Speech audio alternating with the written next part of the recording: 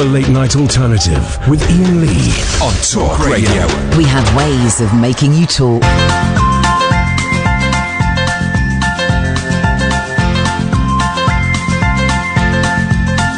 There's a voice that keeps on calling me. Down the road is where I'll always be. Every stop I make a new friend. Can't stay for long, just turn around and I'm gone again.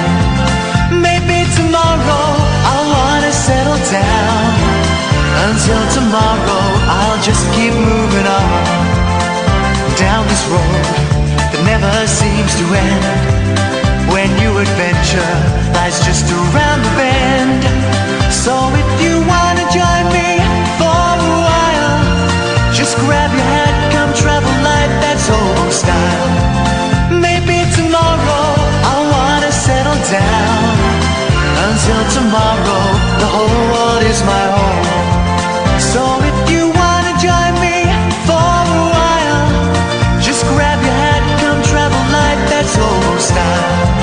Maybe tomorrow I'll wanna settle down. Until tomorrow, I'll just keep moving on.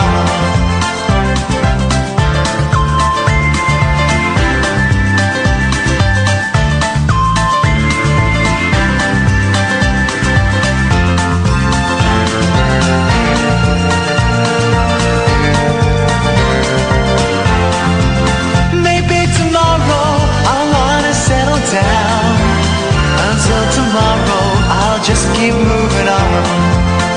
There's a world that's waiting to unfold. A brand new tale no one has ever told. We've journeyed far, but you know it won't be long. We're almost there and we paid our fare with a hobo song. Maybe tomorrow I'll wanna settle down. Until tomorrow I'll just keep moving on. So if you join me for a while. Just grab your hat, come travel light, that's old style. Maybe tomorrow I'll find what I... Busy show tonight. We haven't got time to listen to the whole of the song. This is the Late Night Alternative. My name is Iain Lee. Who dat lady? Catherine Boyle. Okay, Amy's on the telephone tonight. That means if you call up, and the call will be free, pennies at most, but you'll speak to Amy. She will take your name and number and will call you straight back. You don't even have to tell her what you're calling in about. This isn't one of those phone-in shows where we go, right, for the first hour it's Iran, and the second hour it's the royal family, and the third hour it's open line. You call in now about anything you want. Here comes the phone number. Are you ready? 0344 499 1000. 0344 499 1000 is the telephone number. Let me read you a text that came into James Wales' show, right? That shows, I would like you to do a little bit better than this. I think we can say that within the new confines. I would like you, dear listener, to do a little bit better than Archie, okay, who's texted in 37 minutes ago about the excellent news that Prince Harry and Meghan have decided to step down from being... They're retiring from royalty. Well, it's not quite that. They're saying they're not going to be senior royals. They'll be doing it on their own terms. Exactly. So they're retiring from royalty, just as I said. Oh. And Archie says, Harry isn't Charles's son. Who cares? And she's a banger. Now, what? She's a banger. Now, I would like you, dear listener, that's the right. Imagine the basement, right? The basement in a department store, and the department store is quality of contributions. So imagine the basement, but then there's like an earth tremor, and for safety reasons, they have to dig through the basement, and then they find there are about 30 levels beneath the basement. That's where I would place Archie's text to James Wales' show. 30 levels beneath the basement of a metaphorical department store that I'm using as an analogy for contributions. got a little bit lost in the middle of that sentence. But you got to the end, and that's great. Thank you very much indeed. I would like you to aim for the 4th floor and up, please. So hosiery and up is what we're aiming for. I don't want to go ground floor. I don't want to go 1st floor, 2nd floor, 3rd floor. I don't want to go basement. I don't want to go 30 cavities beneath the basement. I want to aim from the 4th floor right up to the top, and it's a big department store. It goes up to floor 12. Can I give a little bit of guidance? Guidance? Guidance. Both of us are having trouble today. It must be that weed we smoked. No, it's that donut. Oh, we stopped off to get into work. We have to pass the Krispy Kremes, and sometimes we didn't pass it. Sometimes the Krispy Kremes is empty, and then today I looked in and went, "Oh, it's full. Let's go." And you've got to buy 3 Krispy Kremes. You can only buy them in 3s. Got 2 is compulsory. So we're a little bit high on sugar donuts. But my guidance for you, if you want to aim for the 4th floor, is when you're talking about women, don't say anything that you wouldn't mind someone saying to your mum, sister, or wife. Yeah. Pete has gone straight in at level 6 on the tweet. God damn it, I was going to ring up tonight, but Archie's already said everything I wanted to. Pete's got in at level 6. 0344 499 1000. What exactly we just call him? I'm just going to call him Harry. What's his last name? No, he's still Prince Harry. Well, I'm good. Yeah, he's the Duke of Sussex. Okay, well, I'm going to call him Harry because I don't really have much truck for titles. Okay. Can you call him Mr. Sussex? Is that his name? That'd be his surname. Mr. Yeah. Sussex. Yeah. Okay, Mr. and Mrs. Sussex. I find it funny because it's got the word sex in there. Oh, has it? Yes. Oh. Mr. and Mrs. Sussex, what exactly have they said? Harry and I love this, by the way. I think this is the best story I've heard in ages. Harry and Meghan are stepping back as senior royals. You nearly called him Harry. No, I That's did disrespectful. not. Off with your head. And the thing is, he's not. I did not. They said... Now, isn't this more fun than last night when we thought we were all going to die in World War III? Well, we still might. we could do. Just don't fly over Iran. Yeah. We intend to step back as senior members of the royal family. Not me and you. Oh no, this is their statement. I apologise.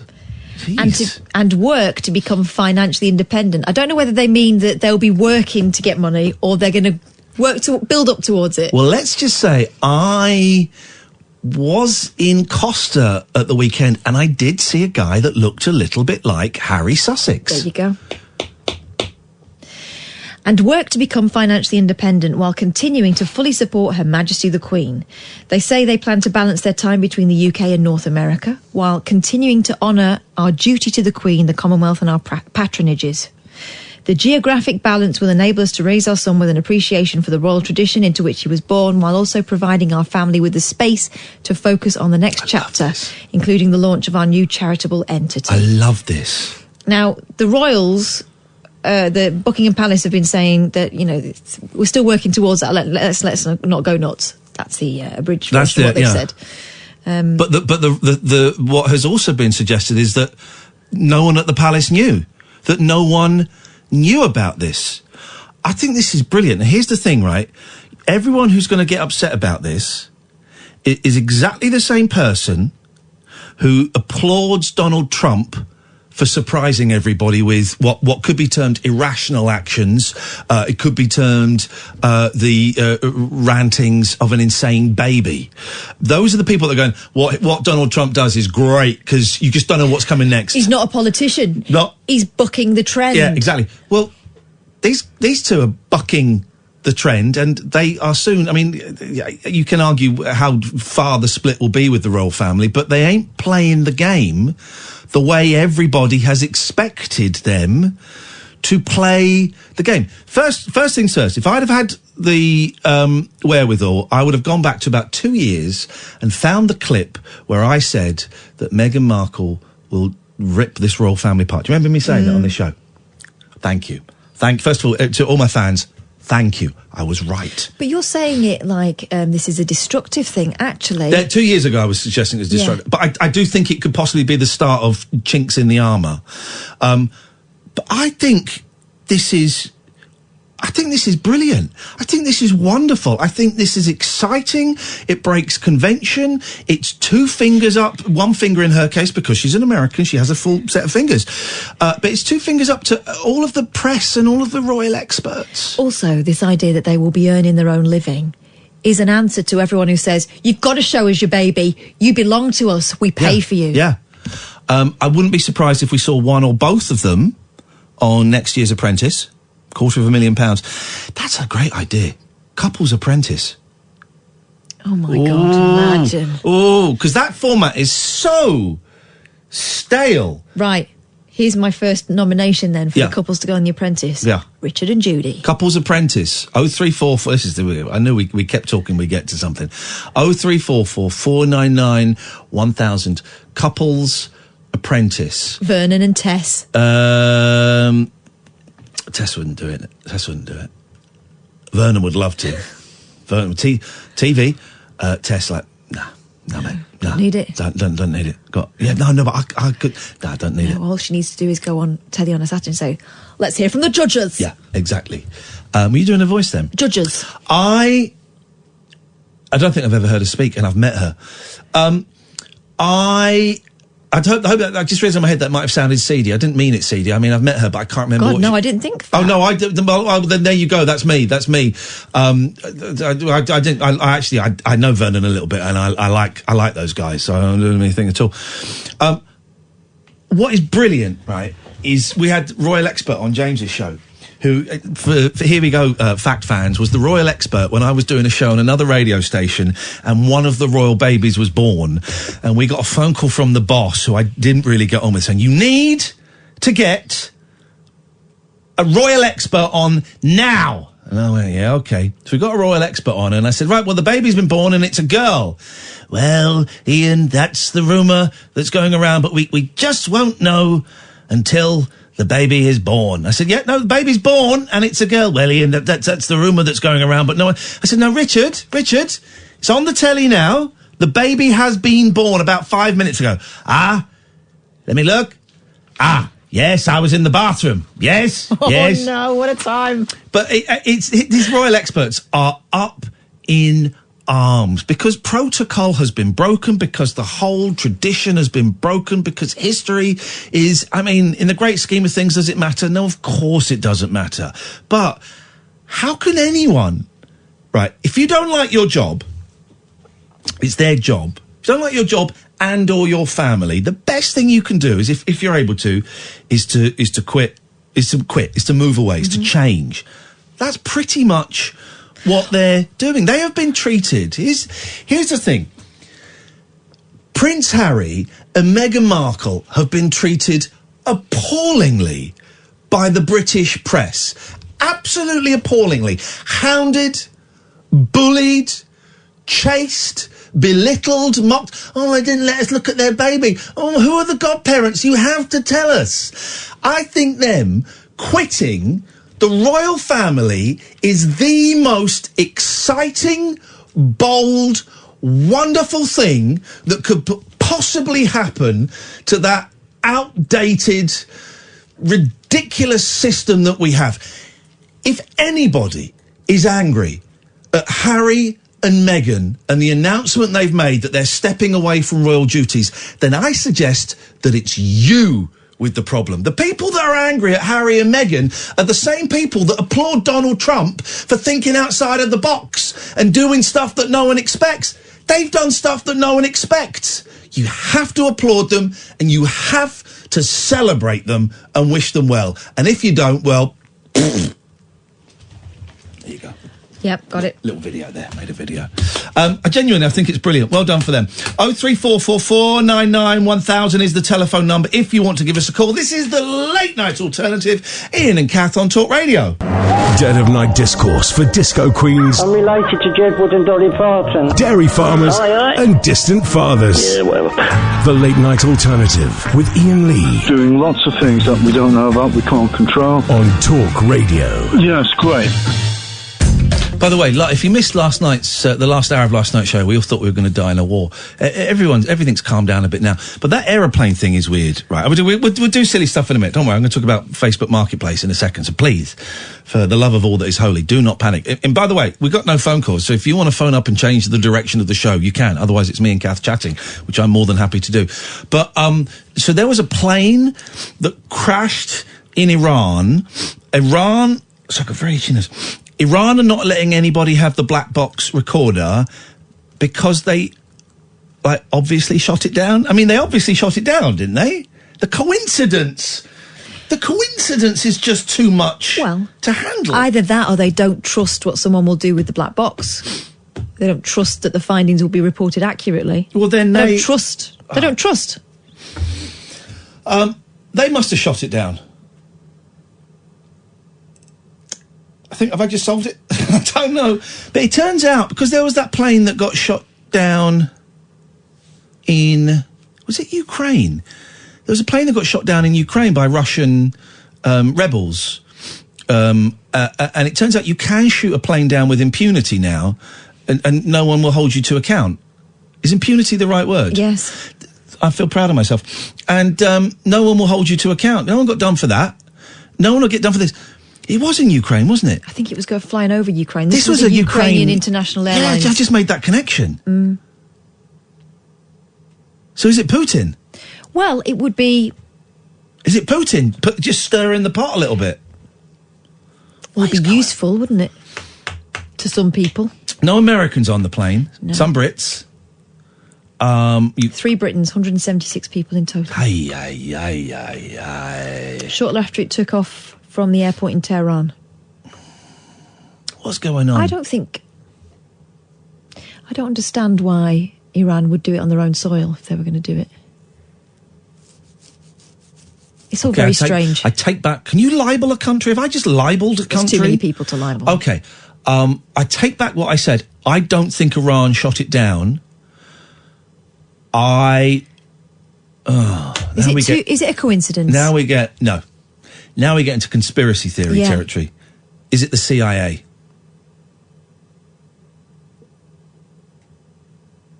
What, do they call it a false flag? Thirst quencher. What do they call it? Thirst quencher, when you post a picture of your boobies on... wow, no, that's the thirst trap. What's that got to do with this? I'm not really sure what we're talking about. You're just saying things. Yes. That's all. Hang on a minute. Don't say that critically. That's all this show is. It's just us saying things. No, but what's the term for, something that is... It looks like something that is not... That has actually been set up by the people who are complaining about it. A magic trick? Okay. Well, in the CIA... Because that makes... It all goes back to Putin, doesn't it? Putin did it. Well, that would be a convenient conclusion. I don't know. I think we've solved it, though. Do you? Yeah, Putin did that. No one was killed, according to fake news American press. No one was killed in last night's airstrike. It's all puff and bluster. I think we're coming to the end of this. Here's my prediction. We're coming to the end of this. It's settling. It'll be sorted by Saturday. Genuinely believe that. Okay. Genuinely believe that. And last night we had people worried that we were on the... that reminds me, says JPU on Twitter, Howard Hughes had to use the dump button on Sunday's show when his specialist on reading the future said Putin was going to be assassinated. Why would he have to dump that? Howard may be a little trigger happy on the dump button, or maybe Howard... knows what's going on, and he decided he had to. I don't know. It's what they call a soft launch to the show tonight. Soft launch. Sometimes you're going hard, but this is a soft launch. The whole station has been on a soft launch for just shy of 4 years. 0344 499 1000. Good evening, Roger. Good evening, Ian and Catherine. Hello. Right, so Alexa off. I've just come upstairs to grab... Could you do that before you come? This is like the new Nigel not standing in the bit where he gets a phone signal. Here's the thing, I've got a theory. The way people talk to Alexa is the way they would talk to a maid if they had one. I'm always saying please and thank you to my Google. Exactly. It's weird because if I don't say Alexa in a certain way... They don't listen, do they? Listen. No, I've got it trained, so it's trained to my voice. You see, that's exactly what you'd say about the help. Recognise me. Mm-hmm. Hang on, let's have a look, see if I can get it to do it. Alexa, who am I? You are a pain in the butt. You are my master. Oh, she didn't know who's speaking at the moment. No, I'm not sure you do, Roger, either, but we'll carry on. Right, I'm calling about what I meant to call in last night, before I decided to troll Ollie instead. Yes. I finally watched a certain documentary film on Monday evening. Please don't let it be that Don't F with Cats. Everyone keeps saying, you're going to watch Don't F with Cats. No, because I'm bored of murderous documentaries, and he tortures cats. Oh, yeah. You don't see the torture, but you see the before and you see the after. No thanks. Why would I want to see that? So can people, please, can you stop recommending Don't F with Cats to me? Because I ain't going to watch it. And then someone said, actually, it's not that good. So I'm going to watch a cat torturer, before and after videos of a cat torture, and it's not even that good. No, I'm out. You mentioned it on Monday night that it's on Netflix. Won't You Be My Neighbour? Mr. Rogers, good, isn't it? It was wonderful. Is the Blu-ray region free? Because I believe I bought the Blu-ray. I've not watched it yet. I think it is region free. In fact, I'm pretty sure it's region free. I'm sure I checked before I got it. I don't know what, if any, extras are on there. You'll have to let me know, mate. I will let you know when I get round to watching it in about 15 years' time. That's how I roll with things that I buy. And by the way, slowly, one by one, I'm getting rid of DVDs and things. I tried to watch a film the other day that I used to love. I remember loving it when I watched it 17 years ago, and someone very kindly sent it to me. And I started watching it. Man, I was bored of Ichi the Killer. Oh, yeah. Japanese film. But it looked really, really dated. It's only from like 2000. Really dated. So, at some point, I'm going to give that away. Could be on here, could be on a stream, could be at a live show. I was like that when I rewatched Beetlejuice. I enjoyed it, but I thought, there isn't as much Michael Keaton in this film as what I remember. You can have too much Michael Keaton. May I suggest multiplicity to you? Well, going back to Won't You Be My Neighbour, you were spot on. Yep. I said, if I think this is what I think you said this, that it will probably make it more impactful if you go in not knowing that much about Mr. Rogers. Yep. Bang on. I would say I spent 80% of the film with tears in my eyes. Hey. And that's it. Here's the thing. It's just beautiful. Yeah. For those who don't know, I'll give you a little bit. It is on Netflix, and we've talked about it a lot on this show. I saw it in New York in a cinema, just because I was in New York and what I'd gone there for had been cancelled, and I was looking for stuff to do, and I just saw it. I saw this art house cinema, and they were showing a documentary. I'll go and see it. 10 o'clock in the morning, I'll go and see it. And I went in, and I knew nothing about the guy, and it was one of the most fortuitous, spontaneous cinema visits I have ever done. And he's a children's TV host from the 50s right up to the 2000s, and it's just beautiful. And being British, Roger, well, I'm about 45 minutes in, I'm waiting for the music to change to a minor chord, and then there, to be the sex scandal, the paedophile sex scandal, because that's what we've grown accustomed to in this country with a lot of our children's entertainers. Otherwise, what's the point in telling a story about them? But there wasn't. There's no catch. There's nothing. It's just beautiful bits. The bit where he meets up with that, there's the kid that's on the show that's got, I don't know if it's cerebral palsy or something. It's so a while since I've seen it. And he meets up with this kid at an awards ceremony a few years later. The bit where he's got his feet in the paddling pool with the black postman. The bit where he's in Congress and he's demanding, it's all about funding for this PBS. And he says, look, I'm going to put away my notes, and children deserve the best. And it's this really miserable congressman, this really sour-faced congressman, and he goes, do you know what? I'm going to give you the money just on what you've just said. It's just incredible. You'll be able to answer this with one word. One part absolutely made me roar with laughter. If you remember. Let me think. It's been a while. You only see it they're talking about it, and you only see the actual thing very briefly. The assassination of JFK? That was Bobby Kennedy. Bobby Kennedy. That's Bobby Kennedy. I mean, it's no, I can't remember. It's been a while since I've seen it. The poster. What poster? The crew saying that whenever they found a camera laying around, they'd film the scenes with the bums out and stuff like that. Oh, I don't remember that bit. Yeah, I don't remember that bit. One of them finds they were taking photos. Yeah. And the camera was left unattended. Yeah. So he took a picture. Had a picture of him partially in costume with partially in a costume with his bum out. Mr. Rogers? Wasn't Mr. Rogers? No, one of the... Who? What's he talking about? Why is he making stuff up? The studio manager.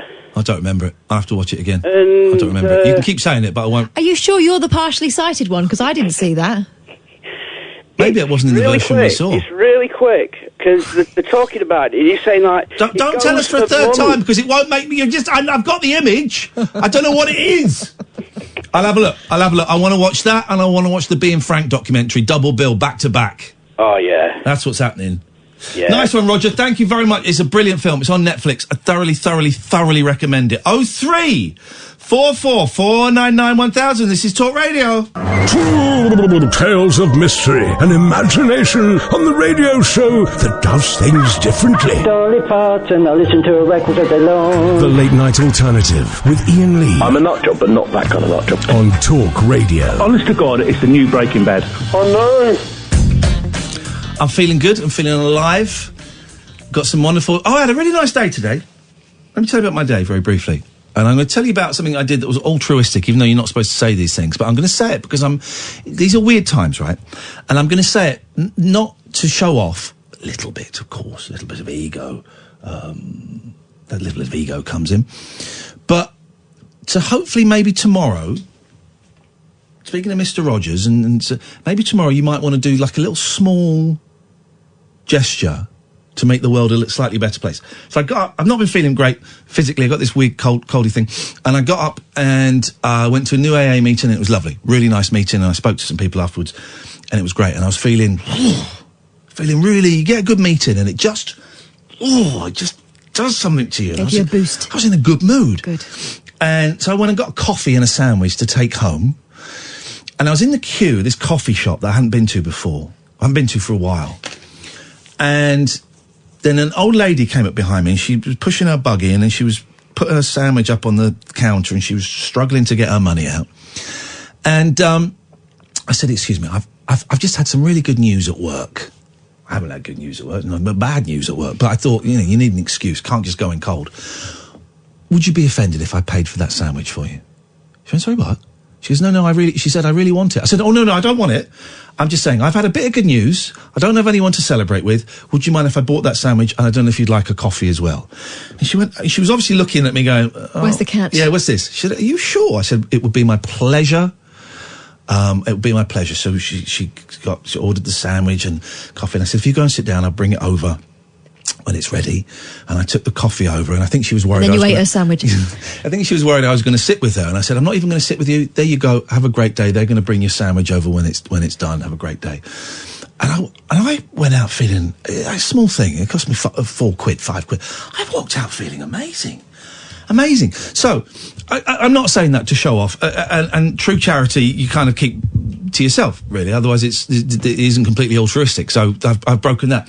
But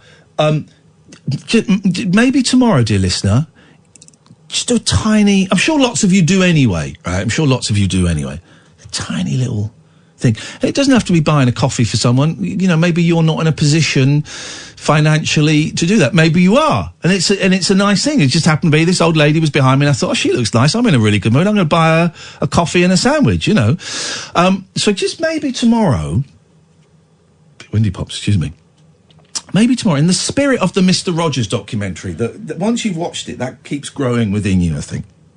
In the spirit of the first hour of the show we did yesterday, where we talked about gratitude and 3 things that you're grateful for, and going to meetings, and me, and me considering becoming a vegetarian until my mate told me that I was an idiot if I did. I never said that. You pretty much, I'm paraphrasing, but it's pretty much direct quote, word for word quote. Okay, we can agree to disagree on this. Let's agree to disagree on this, but the way I remember it, pretty much word for you said you're an idiot if you become a vegetarian. No. Let's agree to disagree. Let's not get bogged down in that tonight, because the listeners... the listeners don't... What you're remembering isn't actually what happened. Yeah. And the listeners don't want to get bogged down in our personal disagreements and your I don't disagree. bitterness. I'm right. Your bitterness. So let's just agree to disagree on that. No. Okay, well, I've agreed. And... so tomorrow, just do something nice. This is your homework. We haven't set homework for a long time. This is what we'll do. We haven't set homework for a long time.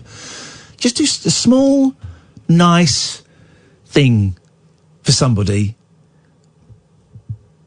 that you don't know. I'm going to put that rule in there. Oh, okay. I'm going to put that rule in there. What Danny Wallace used to call random acts of kindness. So just try and do a small gesture for someone that you don't know tomorrow that will make them smile. That's it. And then tomorrow, and again, I know this goes against what true charity is and altruism and all of that. If you feel so inclined to phone up and tell us, we'd like to know. And if you don't, well, tomorrow, Catherine and I will be imagining the world being a slightly better place wherever you are, dear listener, because you are deciding to do something a little bit nice. I'm not going to say random acts of kindness because I do believe that is copyright Danny Wallace. But you know, it's kind acts done randomly. Kind acts randomly done. Card. It's a new feature on the show called Card with a K. Kind acts randomly done, and Wallace can't do me for that. Wallace, keep your hands off. Imagine if we did it, right? Random acts of kindness to make the world a better place, and then Danny Wallace sued us and bankrupted me. A random act of malice. Have you ever met Danny Wallace? No. One of the nicest people you could ever meet. One of the nicest people. Well, let's test that theory. Let's get him in. Let's get him in one night. Right. Let's get him in one night. I'll send him a text in a bit. So that's just something I'm just putting out there. 0344 499 1000 is the telephone number. Can I put something out there just as an experiment? Yeah.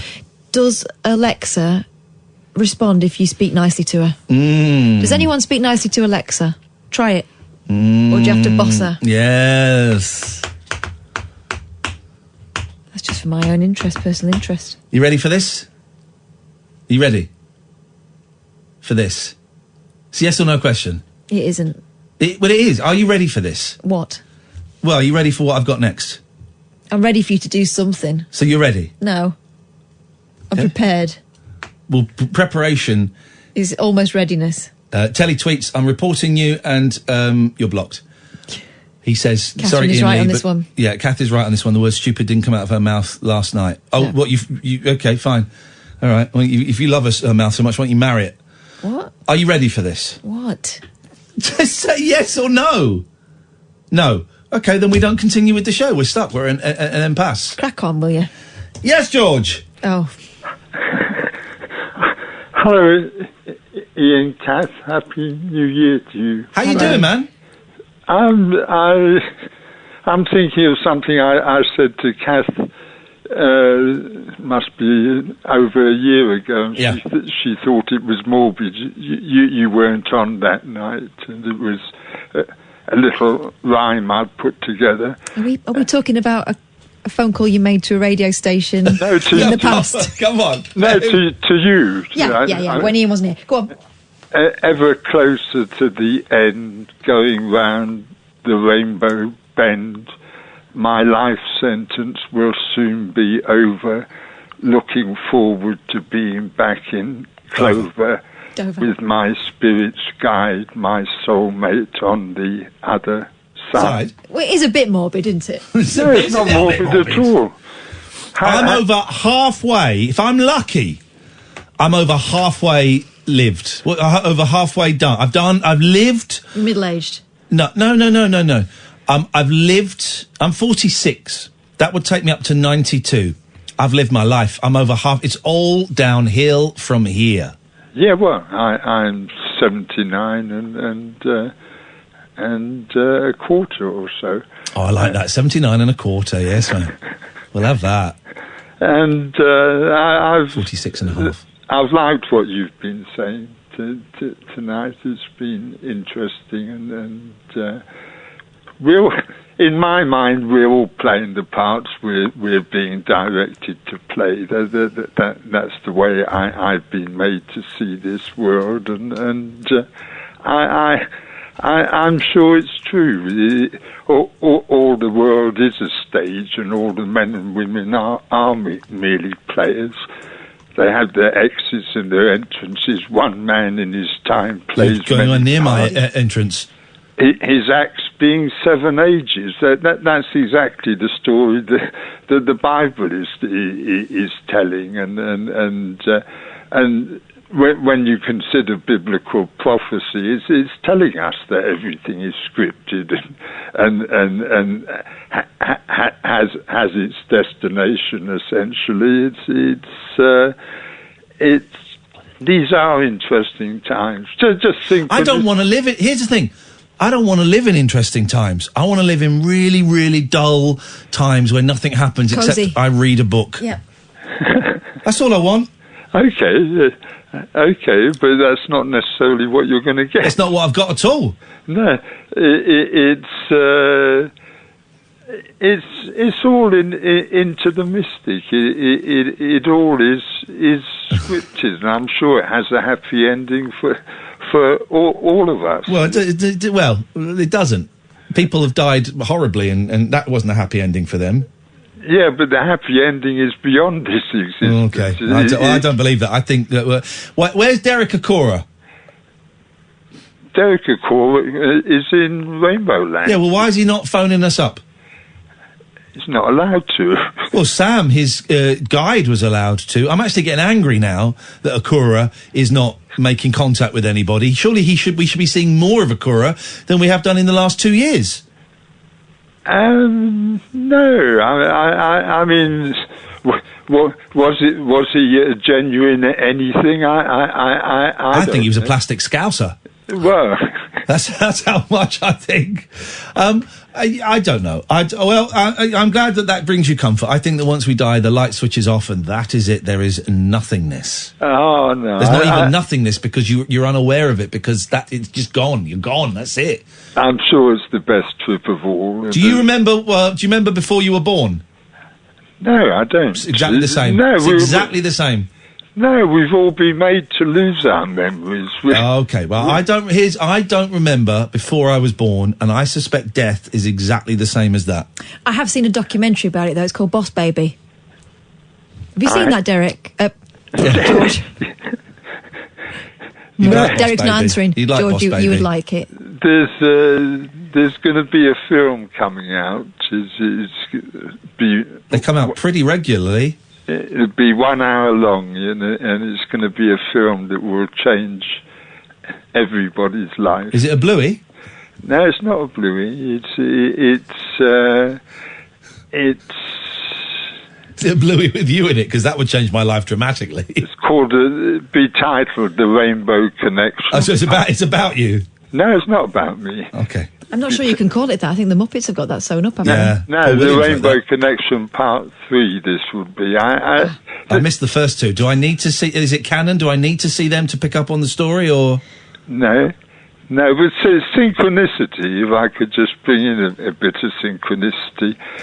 Yesterday was the 35th anniversary of the first of 3 parties that I held at the Camden Palace in 1985. Camden Palace burnt down? Yeah, well, I'm saying synchronicity. Well, it's not. I reckon you did it. I reckon you torched it. Yeah. Where were you on the night in question, George? No, it was Captain Rainbow's Universal Party, and it was. Okay. I feel like we're going around. George, nice to talk to you, mate. Thank you very much indeed. 0344 499 1000. This is Talk Radio. The late night alternative with that man, Iain Lee.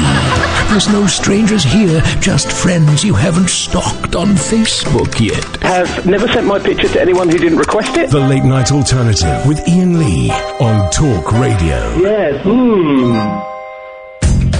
Jeff says on Twitter, Derek Ancora always said it takes 2 years after death before the afterlife can contact the living. He has a get-out clause. However, Jeff continues, that was before he did a live TV seance to contact Michael Jackson only 9 months after his death. Yeah, I saw that. Makes you think. How was your day? I've not asked you. How was your day? I felt a bit sinusy this morning, so I didn't feel too good. So I had some missions to do, MOT the car and all that stuff. And then I went to bed.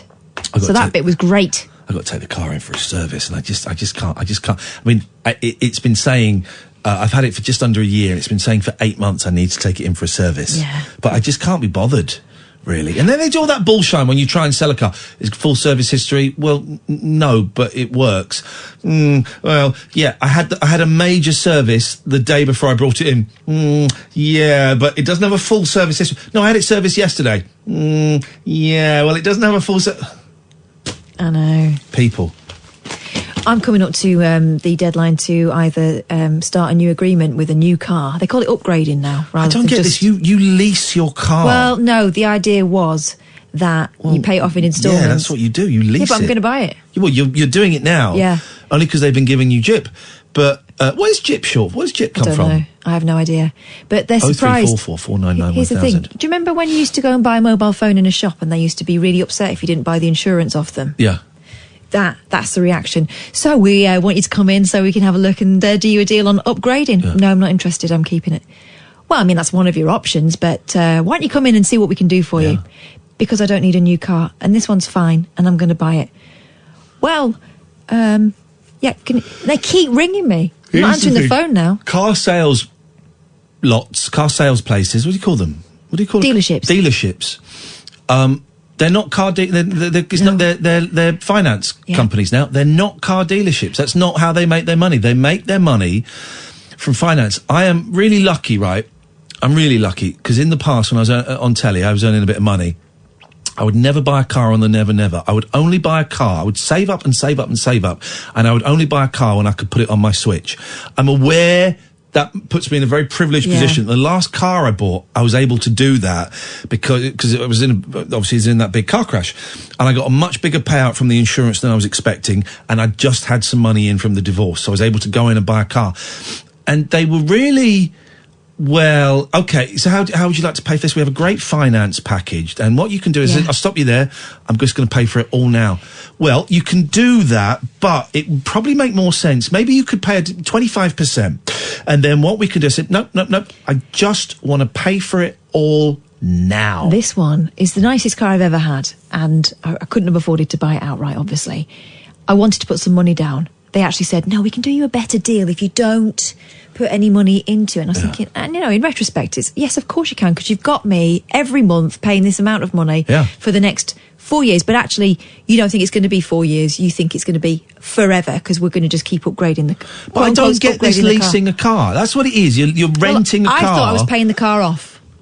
So they like, but they don't that's think not of it the like first that car anymore. that you've had doing that. Yes, You've it had is. Yes, it is. No, it isn't. Yes, it is. It's the first time I've It's done like that. the third car I have known you have. No, but this is a completely different. What? That's the. This is I've the had cars third, before, but I've never done it like this before. This is the third car I've known you to have. Yeah. And you always. I paid them off before. Do it. No. By this lease method that's very popular now. I think you do actually, Catherine. Why are you being so? I'd always angry? part exchanged and not had very much and the to leasing pay. thing. No. You are gonna. If this were the 70s, she'd be getting a smacked bottom right now. Gosh. Yes. Well, I'm glad it's not the 70s. Because I'd have to. If I were in my retaliate. 70s, she'd be getting a smack bottom right now. Well, not long for that then. It's true. But anyway, they're I'll be 70 in 22 and a half years. If you're lucky. Jeez, makes you think, doesn't it? Anyway, back to me. So they're not expecting you to pay it off or to finish paying this car and for it to be yours at any point. They don't want you to. They want you to keep paying, and what they want to do is upgrade you so you pay a little bit more in 3-4 years' time. Here's what I suggest everyone does: buy cars. Buy cars. Buy cars. 0344 499 1000. Very, very quiet on the phones tonight. You know what? I don't really care. A cathedral claims... Foul under Aren't People Dumb? Okay. A cathedral claims to have part of the manger Jesus was born in and a fragment of rock from where he was buried. What? Sorry, repeat. A cathedral in Norwich. A cathedral claims to have part of the manger Jesus was born in. Yeah. I mean, Pete, come on, guys. A lot of that got sold off. and a fragment of rock from where he was buried. Yeah. The artefacts include a fragment of straw, which they say the baby Jesus lay on, and a segment of the cave where his body was left before Christians believe he was resurrected. Come on, man. There used to be salespeople back in, medieval times. Used to go around selling bits and bobs and saying medieval. Medieval. That's how they would Sounds have pronounced better, actually, it. doesn't it? Yeah, it does sound better. Back in the day, yeah, they would do that, and a lot of chicken bones sold. The Cathedral of St. John the Baptist. So you'd say it, isn't it, St. John? No, St. John. Yeah, but it would be pronounced St. John. In Norwich, claims the 2,000-year-old holy objects. Well, he was born 2,020 years ago, and he died 1,988 years ago. Good maths. And now the precious piece... Holy maths, Batman. Holy maths. The Cathedral of St. John the Baptist in Norwich claims the 2,000-year-old holy objects were kept in Rome for 2 millennia. And now the precious pieces have been donated to Norfolk. But experts say the chance of them being real is very low. What kind of experts are these? Oh, no. Over Christmas, the Catholic Cathedral invited worshippers to view the items. A piece of straw. I mean, this is a church, right, where people I like priests and vicars. I like them a lot. I think the costume looks great. You know, I nearly became a vicar. Do you know this? I know you thought about it. I was going to become a vicar. I mean, when you say nearly, you were a kid, weren't you, when you were thinking about I was like vicaring? 7 or 8, but Yeah. I really wanted to be a vicar. I wanted to be a nun, because I saw the nun story, which actually does not paint a Do you nice know how picture much of nunning. sex a nun had? Do you know how much sex the sisters of Christ, the wives of Christ get? None. Thank you. You're supposed to let me say that bit. But I did know, because I've researched becoming a nun. I could have become a vicar and they get loads of it. Flipping it, mate. Thornbirds, isn't it? Oh, now. That was an early awakening for me. Did Richard Chamberlain die? I think he's still around. He came out as gay. Yes. Did he have HIV and did he die of that? Oh my God, let's just find out, shall we? Oh, he's still alive. Good for him. So no, that wasn't him. Well, you're he's got to be thinking like of. 82 now or something. He's 85. It's close enough. What a handsome man. That and Dr. Kildare. What's he doing now? Being 85. Because I would watch, if there was like a science fiction show where people woke up and they were in like a glass dome and they didn't know how they got there and they had to escape from it, and one of them was Richard Chamberlain, but playing Richard Chamberlain... Oh, gosh. I would watch that. Right. I would watch that show. Okay, well, I'll mention it to him. Tweet him. Tweet the old I duffer. don't think he was outed at the age of 55 by French women's magazine Nude in December 89, but he didn't come out till 2003. Gosh, I remember the 89 thing. I remember the outing. And he waited another 14 years. Golly gosh. I remember that being a big... The 80s. What dear younger listener, dear listeners in your 30s and under, you won't know this. There was a real fervour to out gay men against their will, and Yeah. there was a gay group that were partly responsible for it because they felt it was the right they felt it was a good thing for closeted people to come out, so they would out people but without the permission, often against the will of the people that they were outing. But the papers still thought of being gay as some sort of scandal. Bit dirty. He's not what he's supposed to be. Yeah. Everyone needs to know.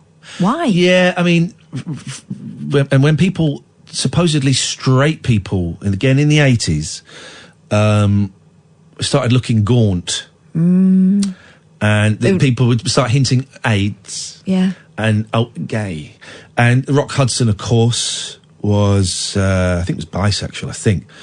But Rock Hudson was a big actor in the 50s and 60s, Rock Hudson. And, Yeah, him and Doris Heartthrob. Day were like the nation's sweethearts, Big weren't heartthrob, they? and he got HIV or AIDS, and I think, if I remember this correctly, was forced.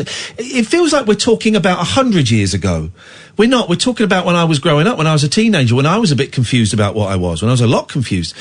I would say Rock Hudson was about 86, and he came out as saying that he was HIV positive and that he had been living I was going to say gay lifestyle. I'm turning into their terminology.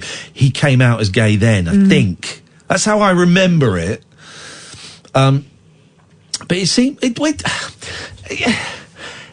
maybe it doesn't seem quite so incredible these days, because there is still a little bit of...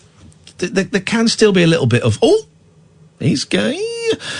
But not as much as it was in the 80s. Kenny Everett was forced to come out. Freddie Mercury, a lot of stuff about him. Freddie Mercury. Jason Donovan, of course, faced a huge backlash when he sued the Face magazine, who'd said that he was gay. Tried to out him. And he sued them, and he won the court case and won a lot of money. Actually, I don't think he won that much. I think he won something like £150,000. But obviously, he had a big gay following that turned against him almost immediately. Yeah, some people took it as an insult. Some people took it as homophobia. What's wrong with being called gay? Some people took it as homophobia. When I think he was just an Australian lad who wasn't. I don't know. I have spoken to him about it, actually, but I can't remember. I've seen him interviewed, and I think at a certain point after Neighbours and stuff, he just decided that he didn't want to be everyone's property, and he strikes me as a sort of person who would not appreciate people jump into conclusions like that and going to town on his reputation. I think he regretted the way he went about it. But the 80s were a very weird, very dark place. In the 90s we had Noel from Hearsay in, of course, who was told. It was a young man who wasn't quite sure where it was. They sat him down, didn't they, and said, "Is there anything we need to know before you get thrust into the public eye that could come up?" And he said, "Well, I'm not very sure about my sexuality. I don't know what's going on." And they told him to keep quiet. Don't tell anyone. And that caused him immense stress and depression. And there are members of boy bands who were put under the same pressure. Stephen Gately was outed, I think, as well. Anyway, 0344 499 1000 is the telephone number if you want to give us a call. We just sat here. We'll do the baby Jesus thing in a minute. 0344 499 1000. Switchboard's empty. A bit quiet on the phone, so I've got no problem with that. These are the nights that we earn our money. The Late Night Alternative every weeknight from 10 with Iain and Kath on Talk Radio. The Late Night Alternative with Iain Lee on Talk Radio. We have ways of making you talk. Okay, so Catherine, who was the first person to record close to you? Close to you. It wasn't the Carpenters. No. Good, no. Surely not. Burt Bacharach, Hal David song. Who was the first? Actually, it may not have been Hal David. It may have just been Burt Bacharach. I'm going to guess Dionne Warwick. Close. Someone recorded it 2 months before Dionne Warwick did. Let's have a little listen. Why do birds suddenly appear? Any idea? That isn't Richard Chamberlain, is it? Oh, yes, Richard Chamberlain. The first recording of Close to You. His voice is as dreamy as his face. It's good. Just like me. Well, he's not, but he'd get away with it because he was a looker. Close to you. I wonder if there's any... normally you can type in such and such sings The Beatles, and normally something will pop up. I wonder if... No.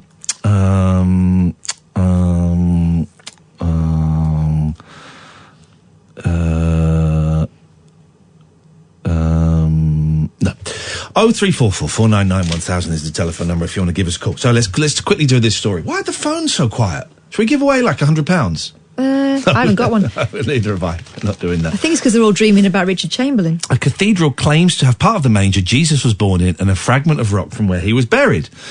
The artefacts include a fragment of straw which they say the baby Jesus lay on. I have seen Buddha's tooth. Have you, though? I don't know. I went to a place called Kandy in Sri Lanka, and there's this big old temple, and there's all these people there, and it's all built around the fact that they have got Buddha's tooth. Right. Now, Buddha's tooth, I'm guessing, came from him when he was a grown-up person and he'd done some amazing things. I think so. Right. Who thought, imagining this scenario is possible, who thought when the baby Jesus was there... Yeah. In the shed. No, because I know. Carry on, but you're wrong. Was it the shepherds or the three kings who went, I'll have some of that, that's going to come in handy? No. Your mum... Oh, you reckon it was in Mary's memory box? Your mum will have that little plastic tag that you couldn't even put around your thumb anymore and that went around your wrist. And probably got some hair. Probably got a bit of your hair. Right. And probably got the odd tooth hanging around. Your mum. So I would say Mary. Mary did it. All right. My I'm not sure boys, they were that sentimental about that stuff in those days. Here's who I think doesn't get enough of a bad rap in the whole Jesus story. Right. And I was reminded of this because my boys were doing a Christmas show and they were singing a song that their school had given them to learn. It was the most horrific song I've ever heard. And I've listened to F the Police by NWA. It's a great song. Terrible sentiment. It was awful. Mm. King Herod. It was about rivers of blood and slit the baby's throats. What? And of course, we all forget this, right? No one talks about this anymore, right? This is why this is why Harry and Meghan are right to leave the monarchy. King Herod, when he knew baby Jesus was coming, he ordered all of the babies to be killed. It may have been all the male babies. I can't remember. Yeah, but as if that's better. I mean, I guess it's a little bit better. I suppose it's a little bit better, but it's still pretty horrific. Not all the babies. I'm not an animal, just the boys. Right, everybody in here. Yes, Your Majesty. I want you to go and kill babies for me. What? All the babies? No, God's sake, no. I'm not a monster. Just the boys. Okay, Your Majesty. Off we go. Seems legit. And they went off, and my kids were singing this song in the back of the car about rivers of blood and slitting babies' throats. Gosh. And this school has banned. This school has banned their kids playing Fortnite. The kids aren't allowed to play Fortnite, but they're allowed to sing a song about a king slitting babies' throats, creating a river of blood, trying to hunt down a famous fictional baby to kill him. But we're not allowed to play Fortnite. Mr. I don't think he was a fictional baby. I think he actually was a baby. Mr. Banana Head and Porcupine and Marshmallow and the sushi guy, sushi guy. The guys. We can't play with the sushi guy, but we can sing a song about a king trying to kill a fictional baby. Not fictional. It happened. I don't think he did. There was a Jesus. We know that. No, Jesus you're thinking of, my gardener when I lived in LA in the 70s. I actually know quite a few Jesuses. Why don't they call it Jesus? What's their problem? They don't say J. Next question. The Cathedral of St John the Baptist in Norwich claims the 2,000-year-old holy objects were kept in Rome for 2 millennia. I'm laughing because this is about as realistic when... you get like a Las Vegas casino has spent $20,000 on a piece of toast that looks like Jesus. Right. This is the same. You're thinking of the holy hand grenade. This is the same. And now the precious pieces have been donated. The first bit of satire I remember, right, that made me laugh. I would have been about 9 or 10, right, and it made me laugh because I got it, and I thought, oh, I'm clever. And I understand this adult joke. Go on. I think it was on Not the 9 o'clock news, but I could be wrong. Because they weren't really satirical, but maybe it was. And it was Mel Smith going to a newspaper publisher to sell Hitler's diaries. Do you remember when Hitler's diaries were found? You're probably too young. I think it's about 82. Hitler's diaries were found. Right. And they were serialised in a newspaper. Right. I was 4 or 5. I already wasn't bothered about that stuff.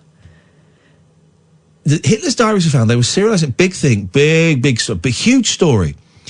And then about 3 months later, found out they were fake. Oh. and everyone had been suckered in. And a lot of money had been paid for them. A lot of money. May have been the Mail. Could have been the Sun, actually. And the sketch was Mel Smith going to a newspaper editor and going, I've got Hitler's diaries for you. Right. For sale. Whoa, really? Yeah, got Hitler's diaries for you. And it went on for a bit.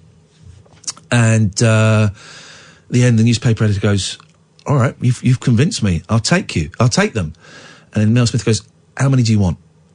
He says, well, how many have you got? He said, I've got them right up to 1975. And I thought that was 10 years old. I got it. Right. They were fake. And I felt so clever and so grown up. Who did? Can you Google Hitler's diaries? I'm going to say 82. This really is a show for the kids tonight, guys. I'm going to say 82. And it was either the Mail or the Sun, or maybe the News of the World, that serialised and paid a lot of money for them. On April 25th, 1983... This is according to the New Yorker, Stern magazine, the German answer to Life, held a press conference to make a sensational announcement. Their star reporter had discovered a trove of Hitler's personal diaries lost since a plane crash in 1945. But imagine, you get that headline, that's an exciting story. I would like to read Hitler's diaries. Everyone would like to. That's a big scoop. The handwritten volumes included everything from descriptions of flatulence and halitosis, Eva says I have bad breath, to an account of Brown's hysterical pregnancy in 1940, and the revelation that a surprisingly sensitive Hitler didn't know what was happening to the Jews. 2 weeks later, the diaries exposed as fakes and not particularly good ones. 2 weeks. Written at great speed by Konrad Kujau, a small-time crook and prolific forger. Gosh, I remember that name. I remember the name Konrad. Wow. Wow. Yeah. Handwritten. That's nuts. Of course they were handwritten. What, are you going to type it up? That's nuts. And Dave is saying it was the Sunday Times that forks out big old dollar for that. Are our phones broken? Or are we just not... this is gold, by the way. Let me give the phones a call. Let me give the phones a call. Someone's tweeted me, I swear you're obsessed. With what? I don't know what. With what? What am I obsessed with? 0344 499 1000. Let's just see if the phone's... Maybe no one's calling. That's fine if no one wants to call. I'm enjoying chatting to you. Yeah. Talking to the listener. Oh. Thank you for calling Talk Radio. Are charged at your provider's national rate. This is when we find out the phones are working. And oh, well. Thank you for holding. Right, there's the bongos. Yeah, the phones are working. Okay, that's fine.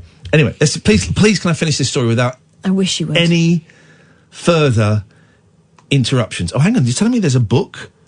Selling Hitler, the complete series.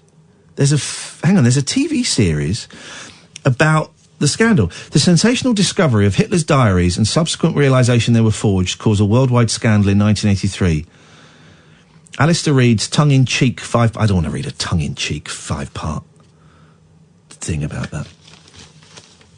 It's got Alan Bennett in it. Oh.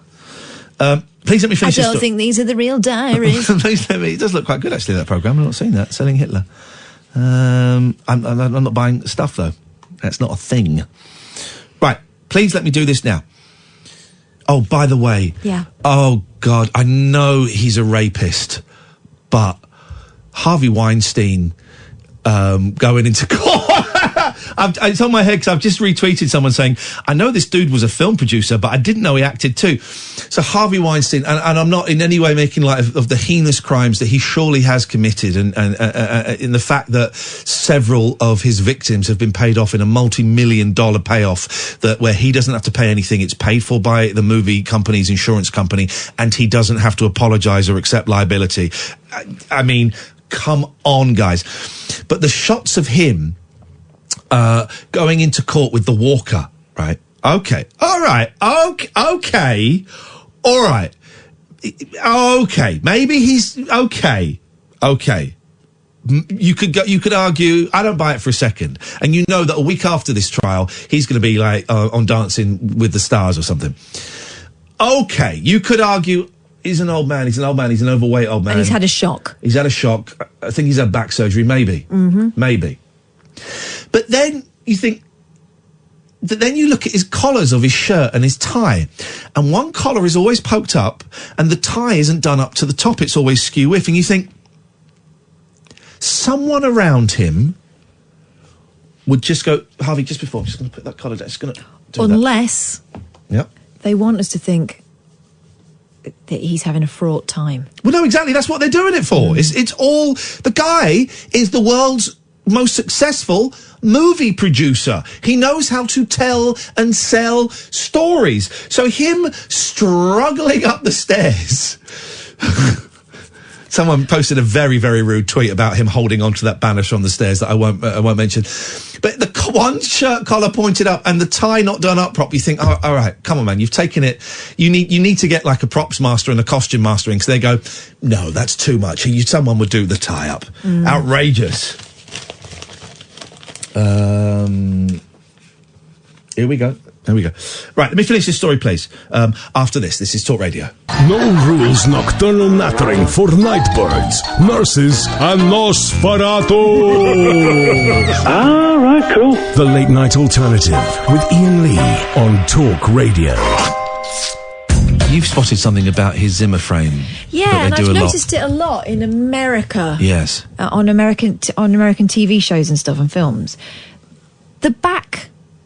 The part of the frame that doesn't have wheels on it, so the back two legs. Yes. They put tennis balls on. Yeah. What's that? I would imagine that's for, like, grip. We've had Zimmer frames for years. Wouldn't you think that they would just modify the design if there was an obvious problem? So I hear someone who'll know. Paul? Yes? Kath's got a question for you. Catherine, this is Paul. Zimmer frames, tennis balls, why? Just if it lands on somebody's foot, it'll be softer and nicer. Oh, come on. They might as well put a sock on it. Socks aren't as spongy and lovely. They are if you get thick socks for walking boots. You see, Paul, you keep firing stuff at me. I'm going to keep batting it back. Have you had a little cold? You sound a bit bunged. I'm still a bit, bunged. It's been a while, actually. It's been sticking around for more than a month now, actually. But, if I was Putin and I wanted to really not do a nuclear war, but I really wanted to slow everything down, I would just spray Britain with quite a strong, like, nasty cold. Yeah, lurgy. Just a nasty cold that hung around. Colds normally last 2-3 weeks. I'd do a nasty cold that hung around for about 5-6 weeks. When you say Putin, do you mean like the penguin? Sorry?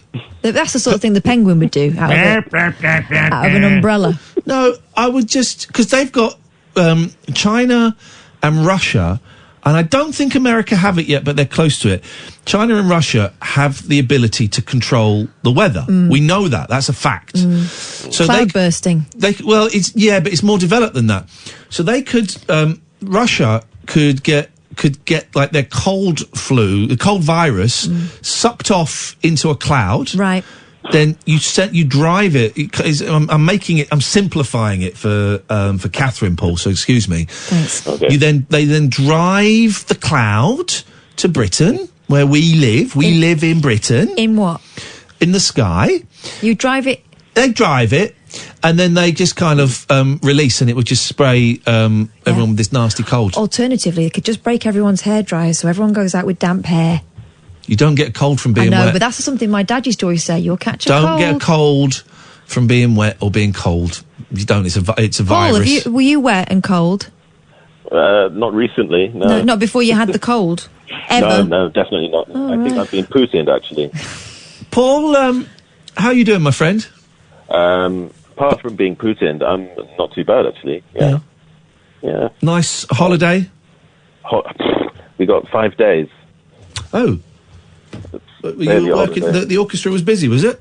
Yeah. Who wants to hear music over the Christmas period? Everybody. Oh, that's true, actually. Everybody. It was ridiculous.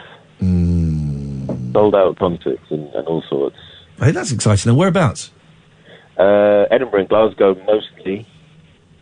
But I've taken a few extra days. The orchestra's off to Inverness tomorrow. Okay. But I've got a few days off. We want to come and see you at some point. I know we couldn't. I just saw your jumper. I like your jumper, Catherine. Ginger cats. We want to see you at some point. Yeah, no, it'd be lovely. Yeah, we'll sort it out. We'll sort it out one day. It will happen. Anyway, Paul, what can we do for you this evening?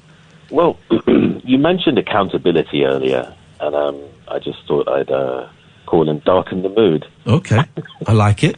It's a kind of slightly grey colour to the show tonight, anyway. So let's colour it in black. Excellent. Well, I'm of the feeling that it's kind of absent from politics nowadays.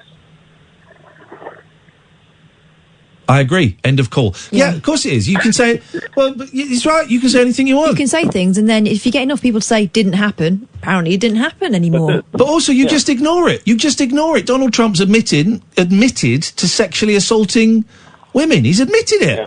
And he's the president of the United States of America. Oh, but he used the Bantz defence. Just Bantz. Yeah, that's it. That's what it is. Yeah, there's none of it. Here was the turning point, and I've said this before, Paul. The turning point for me when I thought, man, this guy's going to win, and at some point, this America sneezes and Britain catches a cold. At some point, it's going to come over here. It was when before he became president, and he was doing the rallies, and there was the photographer. I think it was a photographer or a reporter in front of him who was physically disabled and was shaking. Oh, God. And there's that horrendous picture of Donald Trump. I nearly went to do it. Sorry, mocking his physical disability, and I watched that. I watched that story for the next day, and I thought, right, this is the turning point. If he gets away with this, he's president. We're going to have something similar over here in a couple of years. If he gets called up, then normality will resume. Got away with it. No, you're allowed to now stand on a stage and want to have one of the most powerful jobs in the world and do that horrible impression of someone with a physical disability that I stopped doing at the age of 9. Because even at the age of 9, I thought, maybe this isn't the right thing to be doing. And I'm still ashamed of it. That guy did it, and people voted for him because he was just saying it like it was. And here's the thing, Paul. The people that voted for him and the people in this country that thought that was just a little bit of bounce and was funny are the same people that are upset that Prince Harry and Meghan Markle are stepping away from royal duties. They're the same people that think they own their asses. Yeah. That's where we're at. Everything's upside down. Is it going to right? God, you really are miserable today, isn't he? He's not feeling very well. He's not feeling well. Is it going to right itself at any point? Not before there is significantly more pain and frustration and upset. Yeah. I kind of think we're in for the next 10 to 20 years. You look at the progression of liberalism, and by liberalism, all I simply mean is what should be considered basic things: rights for women, rights for gay people, rights for LGBTQI plus, compassion. Right? It took 20, 30 years until we kind of got to where we thought gay people could marry, and then since then it's just slowly going back the other way. And I think we got another 20 years of it. I've lost you. You still there? Yeah, I'm still here, Paul. Oh, sorry, I lost you. You disappeared.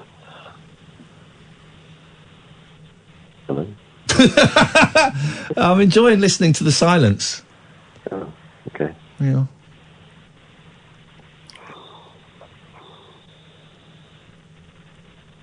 I'm enjoying listening to the silence, actually. I could have dozed off then. Well, his breathing is a little bit laboured. That's what I worry about. Paul, go and put some Vicks on your feet. Oh, yeah. Put some socks on. And have a lie down. Always sleep with socks. What? Yeah. Oh, I can't have my feet in material touching sheet. I was a bit cold today during my nap, and I was just about conscious enough of being cold, but I was not conscious enough to do anything about it, and it was horrible. Paul, lovely to talk to you. Thank you very much indeed. Go and have a little rest. He didn't sound himself there, did he? No. Oh, I had a great thing happen today. So, I'm doing this streaming online, and I finally worked out how to connect my Nintendo Switch to my computer so I can stream video games, right, which is what I want to do. And I had it all set up, and it was working great. Except. There was a 0.25 of a second delay on what I was pressing and what was seeing on the screen. Mm-hmm. Doesn't sound like a lot, but when you're playing Mask of the Ninja or Fortnite, it makes it almost unplayable. You've got big reactions. And someone said, my friend Ollie said, well, why don't you buy a cheap portable TV, have it next to the computer screen. So you're looking at the action on the TV, but then the game streams on the online. Portable TV. Yeah. That's an old-fashioned term now, isn't it? I'm an old man. Just a small telly. Portable TV. Because he's saying that, and in my head, the portable TV is the small black and white one we used to have in the kitchen. Maybe with a handle on top. Yeah. And then I thought, oh, no, it's not that. So then I looked at, was looking at Amazon at small TVs, and they're all the cheapest. Like my big TV, I got a big TV, and that was like 230 quid. 'Cause it's not a smart one, 250 quid. It's not a smart one because I use my Xbox and PlayStation for all of the smart stuff. But a big TV was 250 quid. A small TV was like 80, 90 quid. I thought, no, that's too expensive. So Facebook Marketplace is my friend. I love it. Facebook Marketplace. So I went on there and I found... I tell you, this is what I hate. 0344 499 1000, by the way. This is what I hate. When people say free. Free. And you click on it and it says open to offers. And you think, oh, that's not free then, so the is it? person that did free, I said, how about the offer of £0? Because that's not... You can't do that. Free. You quite often you'll see a listing and it'll be like 50 video games and it will say £2. You go... Okay, Brackets and then you go in. each. Yeah, then you go in, £2 each. Free. Open to offers. It's terrible. So I saw one, and it was a 20... How big was it? Because how do they measure TVs, Catherine? Diagonally. Thank you very much indeed. It was an 18-incher, right? 18-incher, which is actually quite big. It's decent size. They've been using it in their bedroom, right? Who knows? It's got DVD player built in, so maybe. Okay. And it was 15 quid, and it was 15 minutes away from me. So I messaged them, and very lovely woman. She said, "Yeah, it's if you want it, it's yours." I said, "I'll be over about 6:30 on my way to work." So I went over there, and this is why I love Facebook Marketplace, because you get to go to the people's houses, right, which you don't get on eBay.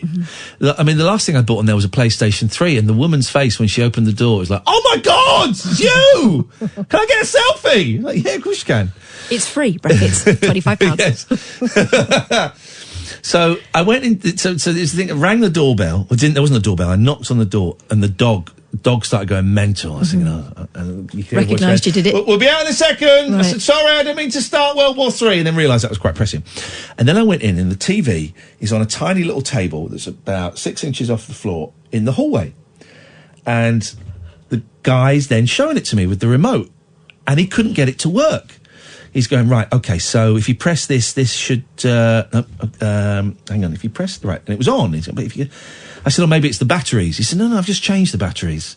So we're there for like 2 or 3 minutes. And I kept going, said 3 times, do you know what? I'm sure it works. It's fine. I think it's only 15 quid. It don't work. Said, I'm sure it works. It's fine. I'll take it. I'll work this out. No, I really want to get this going.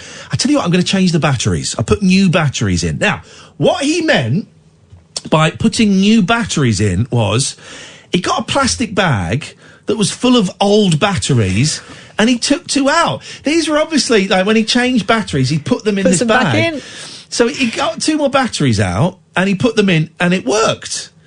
And then he's going, and then he showed me, well, I mean, I'm saying that he was a nice guy, right? He then showed me how to use a television. But what you haven't told the listener is the part of the story that makes this a little bit more uncomfortable. Oh, it was dinner time. It was dinner time, so his dinner is... Chops and mash. He's going cold. Also, his wife is holding the dog back. His wife is holding the dog under her arm. She had the chops and mash in the other. Right. So and we're all in the hallway. There's mild peril. We're in a hallway. I can see through there a huge living room, and we're in a tiny hallway. And then we're both kneeling on the floor, and he's going, right, now... If you press this button, you see a menu comes up. These are the inputs. And so you've got your HDMI, that's for like your Skybox or something. You've got your SCART. You've got your... He's going through. Do you know what you experience there? Yeah. What women experience all the time. Well, he was... Like he was classic looking mansplaining. He was looking at my boobs. I'm sure I felt a bum pinch on the way out. And it's got a built-in DVD player, so he showed me how the DVD player works. And I'm thinking, all I want to do is plug my Switch into this so I can play Mark of the Ninja and Fortnite. That's all I want to do. Did you ask him whether it played Mark of the Ninja and Fortnite? I didn't. I was there for a good... I mean, they're really nice people, right? And I was there for a good 10 minutes while a man showed another man how to use a television. And so Facebook Marketplace is if you want to buy anything, just go and get it on there, man. And you just go around their houses. You see so many different aspects of life. I've got 2 stereos off of there. One of them doesn't work very well, actually. I'm a little bit annoyed with. But inside, she left a CD in. Shania Twain. Bublé's Christmas. Oh, which I didn't play this Christmas, so I threw it away yesterday. I didn't play it. Threw it away. Anyway, 03 499. I saw you had Bublé's Christmas, and I was going to ask you about it, but I didn't dare. Why would you not ask me about the CDs I have? I have no music shame. Well, yeah. Thank you very much indeed. 0344 499 1000. This is Talk Radio. Kick off your slippers. Don't go to bed. The party is just starting. You can sleep when you're dead. The Late Night Alternative with Iain Lee on Talk Radio. By the way, the picture of hang on a second. Let's bring out. We've got a caller. We're having one caller every half an hour tonight. Not through choice. It's David Babcock. Evening, David. Where is everybody? Have you seen the picture of Ross Kemp smoking spice? No. I have. Everybody Google. I thought it was more of a Phil Mitchell thing, to be honest. Everybody Google Ross Kemp smoking spice. It's all right. It's not, it's not covert. It's for a TV show. Ross Kemp smokes spice.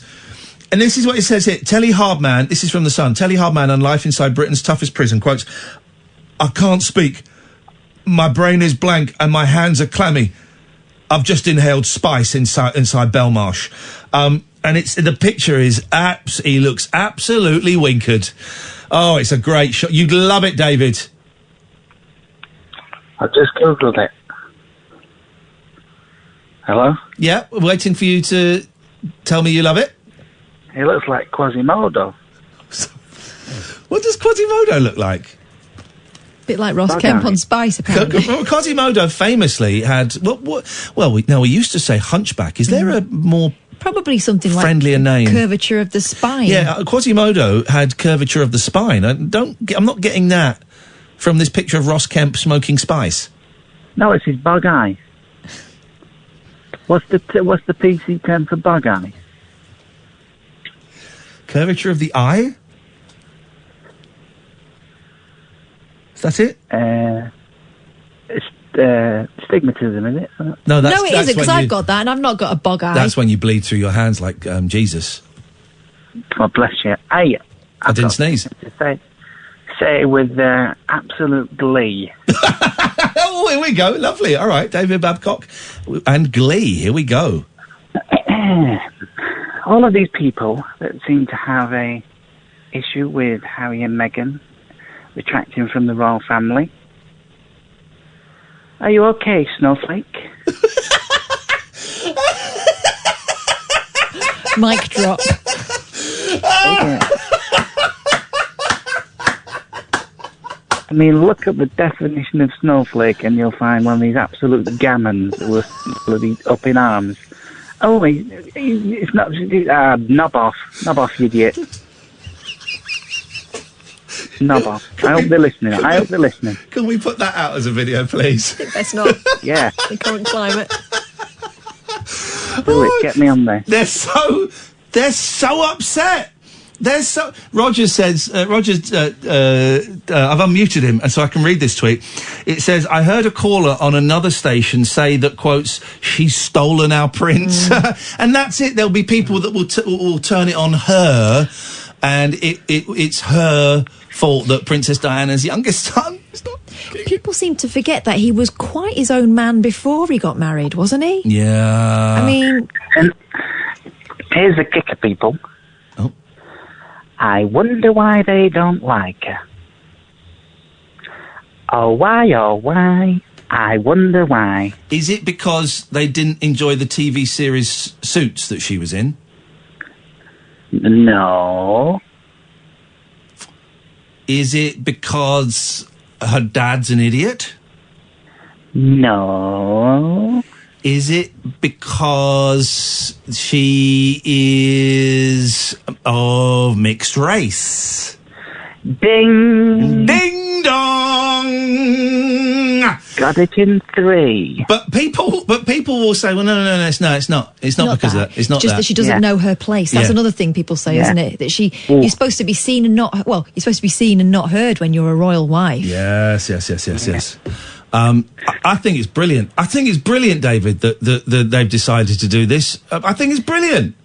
As if I didn't like him enough already. I want to shake his hand. You like him as if you... Hang on a minute. As if you didn't like him enough already. So you don't like him. No, as if... He already doesn't like him enormously. He already don't like him now. Yeah. He already... So David Babcock already don't like him now. No. As if I didn't... No. As if I didn't like him enough as it... What? Hang on. As it what? As if I... So you don't like... He already doesn't like him. You don't like Prince Harry, and you're glad he's knobbing off. I've got it. It's as if I didn't like him enough. Don't know if that's a phrase. That just sounds more of a song about dislike. It sits uncomfortably in my ear hole. I'll tell you something that's uncomfortable in your ear hole. Okay, David, thank you very much indeed. How is your streaming career going? Because you're trying to make it as a pro streamer, and he does seances online of all kinds of things.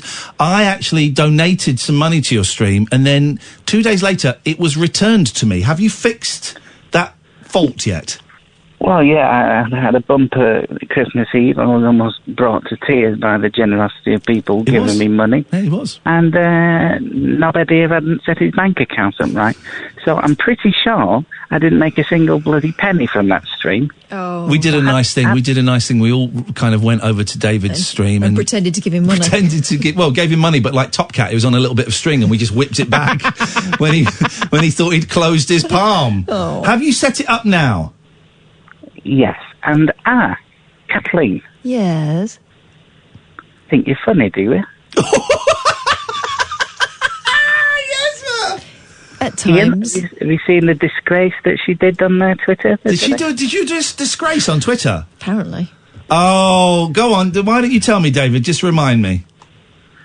Kathleen Boyle added fuel to an already raging fire by tweeting a picture of a Henry Hoover discarded by the side of the road.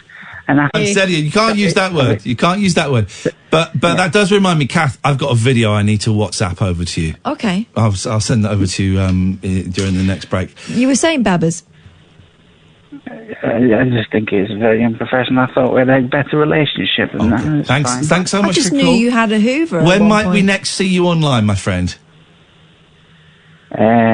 Tomorrow. Okay. I'll see you online tomorrow. 0344 499 1000. I can't stop thinking about Ross Kemp smoking spice. I'm jealous. This is Talk Radio. The radio show where the owls are not what they seem. Do you or have you ever watched Twin Peaks? The Late Night Alternative with Iain Lee We could be dreaming and meeting each other in our dreams. on Talk Radio. 0344 499 1000. Good evening, Katie. Hello, Katie. She's very Hello? cool. Hello. Hi, Katie. Sorry, I muted myself. You absolute pudding. You How are muppet. you? Yeah, good, thanks. How was Christmas? It was a bit shit. I'm sorry. New regime, Sorry, no swears. New regime, no swears. That's all right, don't worry. It was a bit rubbish. Yeah, it was a bit rubbish, to be fair. Oh, I'm sorry to hear that. That's all right. What happened? Just grim stuff with my baby's dad over Christmas, and it was just a bit of a mess. Oh, mate. It's, I'm sorry to hear that. I hope it gets sorted. I don't know. What can I say? I hope it gets sorted. Thank you. Anyway, what you got for us tonight? I don't know. I'm kind of just taking a break. I've been redecorating my flat since New Year's. I'm just sick of painting. Here's the thing, man. Decorating your own place is the hardest job in the world. You're not putting wallpaper up, are you? I'm doing wallpaper in the living room, but so far, because I've got an ensuite in the bathroom, just painting the hallway, trying to like get everything just updated, but it's just taking so long. Takes ages, doesn't it? Worst job, ceilings. Oh, no, I'm not even bothering doing that. You sound a bit bunged up as well. Have you got the Russian flu? No, but I'm smoking at the minute. I'm having a fag, so I'm probably not talking properly. There you go. Okay. Do you remember ages ago, about 4 months ago, when I phoned in and I was like, I've got this job. Do you remember? Yeah, I do remember. Yeah. Yeah. Well, basically, I've still not started. Oh. They've still not started me on the job. Why not? I don't know if I'm being paranoid, but basically everything was going fine until I submitted my health assessment. And obviously, because it's working on like a mental health unit, I was honest on it and I disclosed my like diagnoses. Yes. Whatever. And since then, the process is just like I'm ringing and people are like, "Oh, he's not in to speak to you. Ring back tomorrow." I'm ringing back tomorrow. No one's in.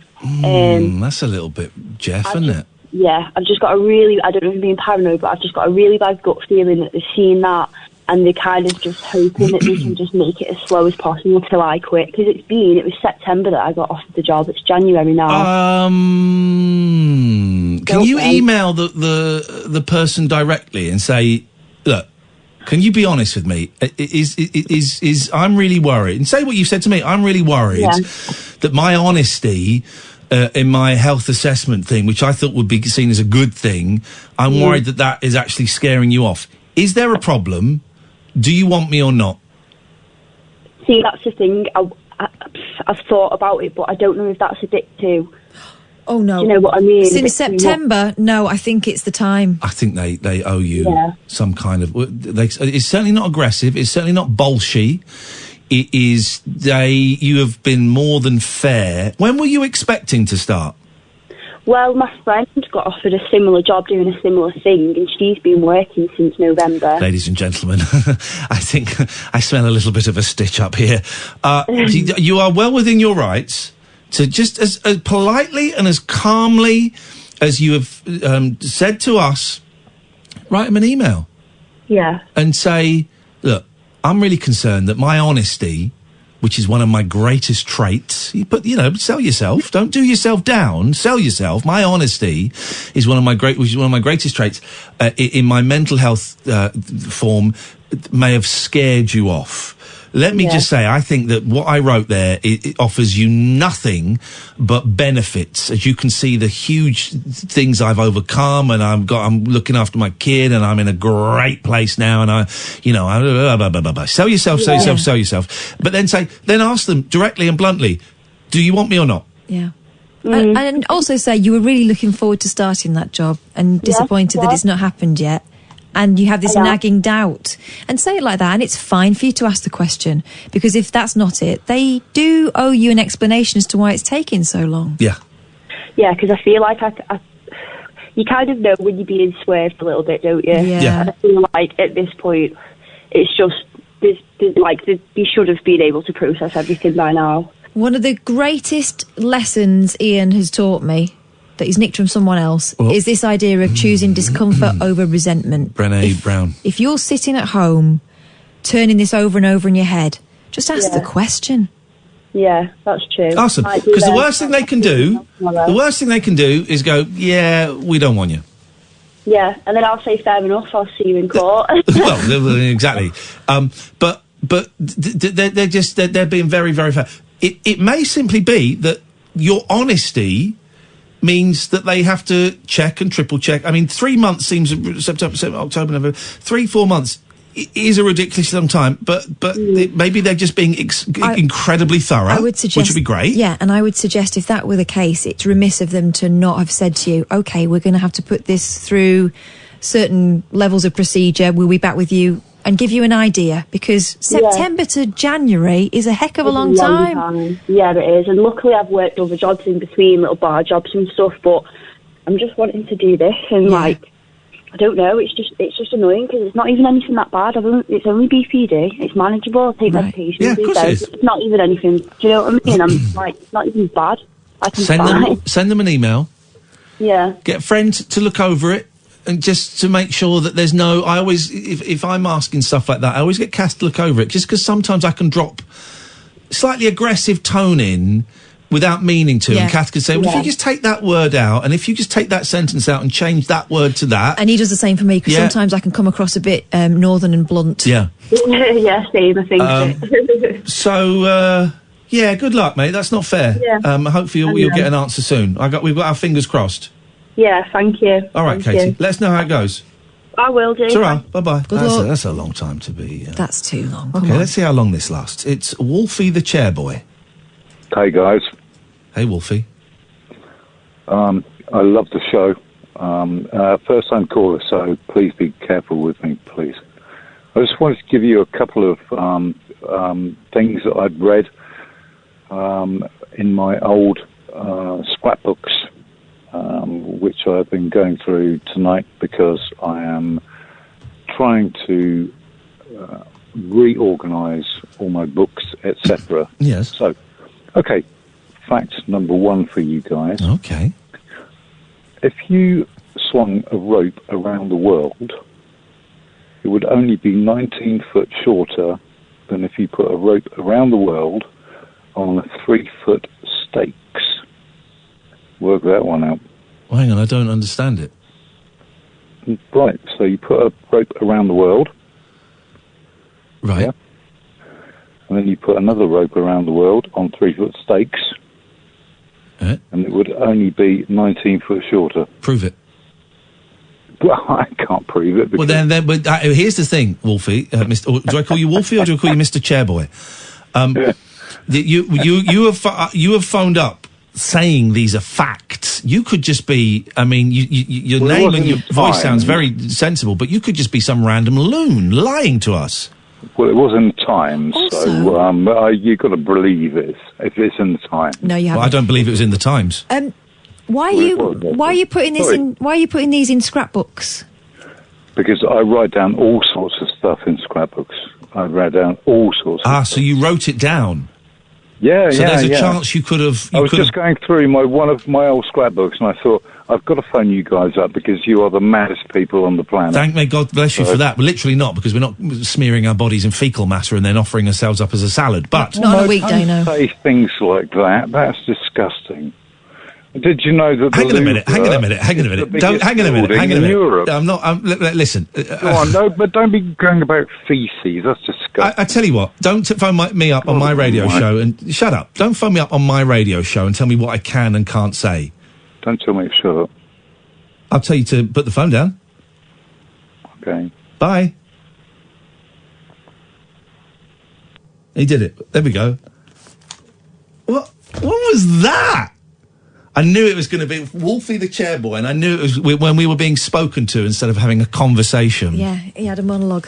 He had You are information the to impart. maddest people on the planet. Then I make the suggestion, an unpleasant image, but not the weirdest image that we've ever put out on this radio show, and he got really offended. Well, then...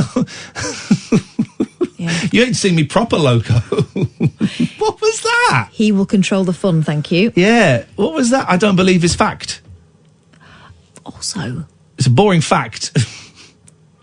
His scrapbooks. Well, I mean, he's, there's obviously something going on. Don't question the scrapbooks, man. That was very odd. Okay. It's weird, isn't it? I liked it. I enjoyed the uncomfortability of it. Here's the thing. I'm always suspicious of people who come on with their own nicknames as if we're supposed to know them. Hey, listen, I'm sure he's a nice guy, but just don't with one hand say we are the maddest people on the planet, and then the next thing I say, no, don't say that. Don't say that. It's disgusting. Yeah. Okay. Catherine, what have you got today? Here's the thing. This is in The Sun online. And this is something that we've talked about in the past, but this woman seems to have gone a step further than I suggest I would, and probably you, right? Yeah. A brave mum, says The Sun, confronted a group of, in quotes, idiot... Oh, I've got to turn my heating off.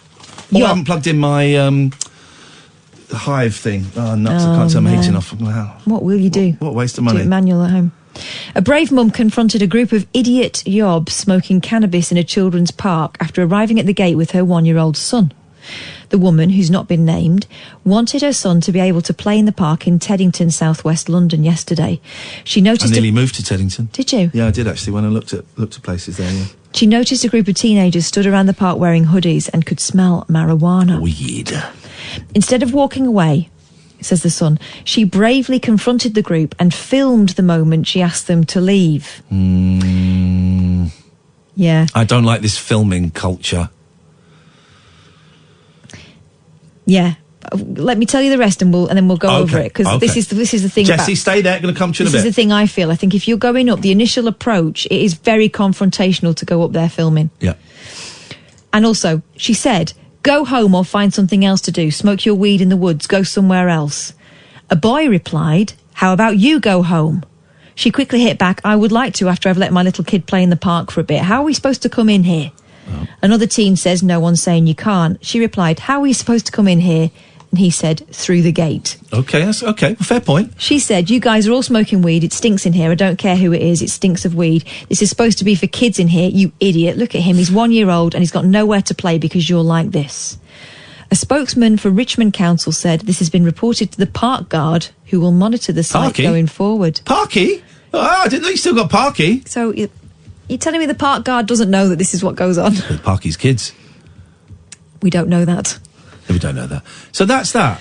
Yeah. Well, she's wrong to film it. She's wrong to go in filming it to start with. That's an aggressive thing. Once it turned, then yes, film it. I would suggest. Yeah, I feel like that filming it is the, right, just so you know, I'm not on my own with this now. Yeah.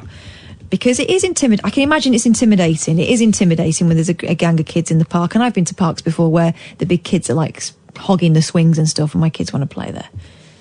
Do you not find, though, that when it's for the benefit of your kids, you get imbued with a superpower that makes you fearless? But I feel like that's wading in when maybe there's another way of doing it. What other way? Well, I know that you've gone up to people before quietly and said, "Mate, you know, I'm trying to let my kids play here. Would you mind, like, not doing that there?" Well, there were some kids sniffing lighter fluid by the River Thames. We weren't playing there, but we walked past it, and they were doing it in plain sight. And it was with my kids and my wife, and we walked past them. I just said, "Can you just take the boys? I'll be back in a second." I went over and said, "Guys, come on, man! You can't sniff that in front of." My kids just walked past. You can't do that here. So first of all, listen, I know. I've taken drugs. I said, first of all, that is a lousy drug to be using. That is going to mess your brains up. But you don't care about that because I'm an old man telling you. Secondly, if you're going to do that, go and do it privately. You can't do that on the street. And also, you'll get arrested. So I give them the whole kit and caboodle there. But I just don't know what she thought was going to happen when she went in there in that way. No, of course she got lit back from them because of course, when you're a teenage lad hanging around the park with your mates doing something that you know you shouldn't really be doing, you get defensive first off. Not always. I've seen kids. I can't finish that sentence because I want to get to Jessie, because Jessie dropped off a second ago, and I would hate for Jessie to drop off. Hello, Jessie. Hello, Ian. Hello, Jessie. You did your name instead of mine. My volume went down, so I had to phone back. Okay. What I want to share tonight. Would you, if you saw some kids smoking weed in a park, would you join in? Pardon? What did you want to share? Right, I found some good technology, right, where you can be warm in the cold weather. Warm in the cold weather. Is it called heating? I found it. I've got one. Is it a heater? You plug it in. Is it an electric slipper? No, electric jacket. Oh, now. Yeah. This sounds dangerous. It's awesome. What if it rains? Oh, it's waterproof. Do you have to take an extension lead if you go to the shops? No, it's a power bank. A power bank. A power bank, she said, guys, just in case you're wondering. A power bank. It's a built-in lead, and you plug it into your normal plug. You get a USB cable at night. Okay. So you charge it up. You charge it up. Yeah. And how warm does it keep you? Minimum is 25 degrees. Holy jackamoles. It's lovely. You can get it in a body warmer style. I want to get a gilet. for riding bikes, but I guess you don't have to ride a bike. So it's waterproof, so if you fell into if you're pushed into a canal... Yes, I've been out in the rain a few times, fully waterproof. It doesn't give you a little tickle or anything? No. How much did this cost, Jessie? It's 100. Sweet Lord! My entire wardrobe didn't cost 100. Oh, come on, coats cost that. It's a good jacket, you know what I mean? Does it look stylish, or do you look like a plum? No, really smart. Okay, all right. Well, nice one, Jessie. Thank you for that. I'll put that on my Christmas list for next Christmas. Thank you, Jessie. Bye. Bye. What clothes have you got that you can plug in? 0344 499 1000. This is Talk Radio. The Late Night Alternative with Iain Lee on Talk Radio. We have ways of making you talk. I am Broken Britain. Iain Lee, you're an idiot. Well, I'm not the kind to kiss and tell, but I've been seen with Farrah. I've never been with anything less than a 9. So fine. I've been on fire with Sally Field, gone past with a girl named Bo, but somehow they just don't end up as mine. It's a death-defying life I lead. I take my chances. I die for living in the movies and TV. But the hardest thing I ever do is watch my leading ladies kiss some other guy while I'm bandaging my knee. I might fall from a tall building, I might roll a brand new car, 'cause I'm the unknown stuntman that made Redford such a star.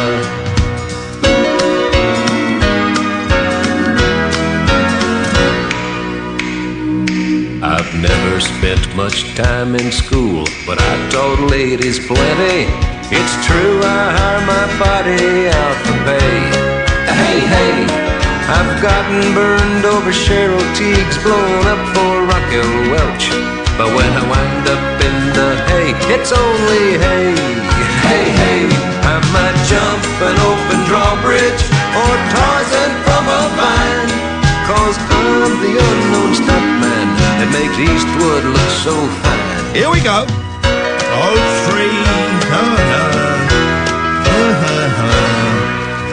1000. You can tell that story. Oh, it was just a tweet I read, which I've lost now. Don't matter. It was about a guy who said that his 14-year-old daughter had just screamed a swear word beginning with F and slammed her bedroom door after realising that she will be getting her period every month for the next 30 years. Unlucky. You should try shaving in the morning. You know, it's not all one-way traffic. Well, you've got Mr. Tash today. Sir? I remember being taught about periods, and I was under the misguided impression that I would only get it once. When you get your period, they kept saying, when you get your period. I was thinking, what's all this fuss about for one time? You can look at me when you're talking about it. You don't need to look at Amy for sisterly support. I'm hoping that Amy might have been... Amy was educated better than you, because Amy is a modern young woman. You understood what was going on. And you can talk to me about periods. Really? Please. What do you want to know?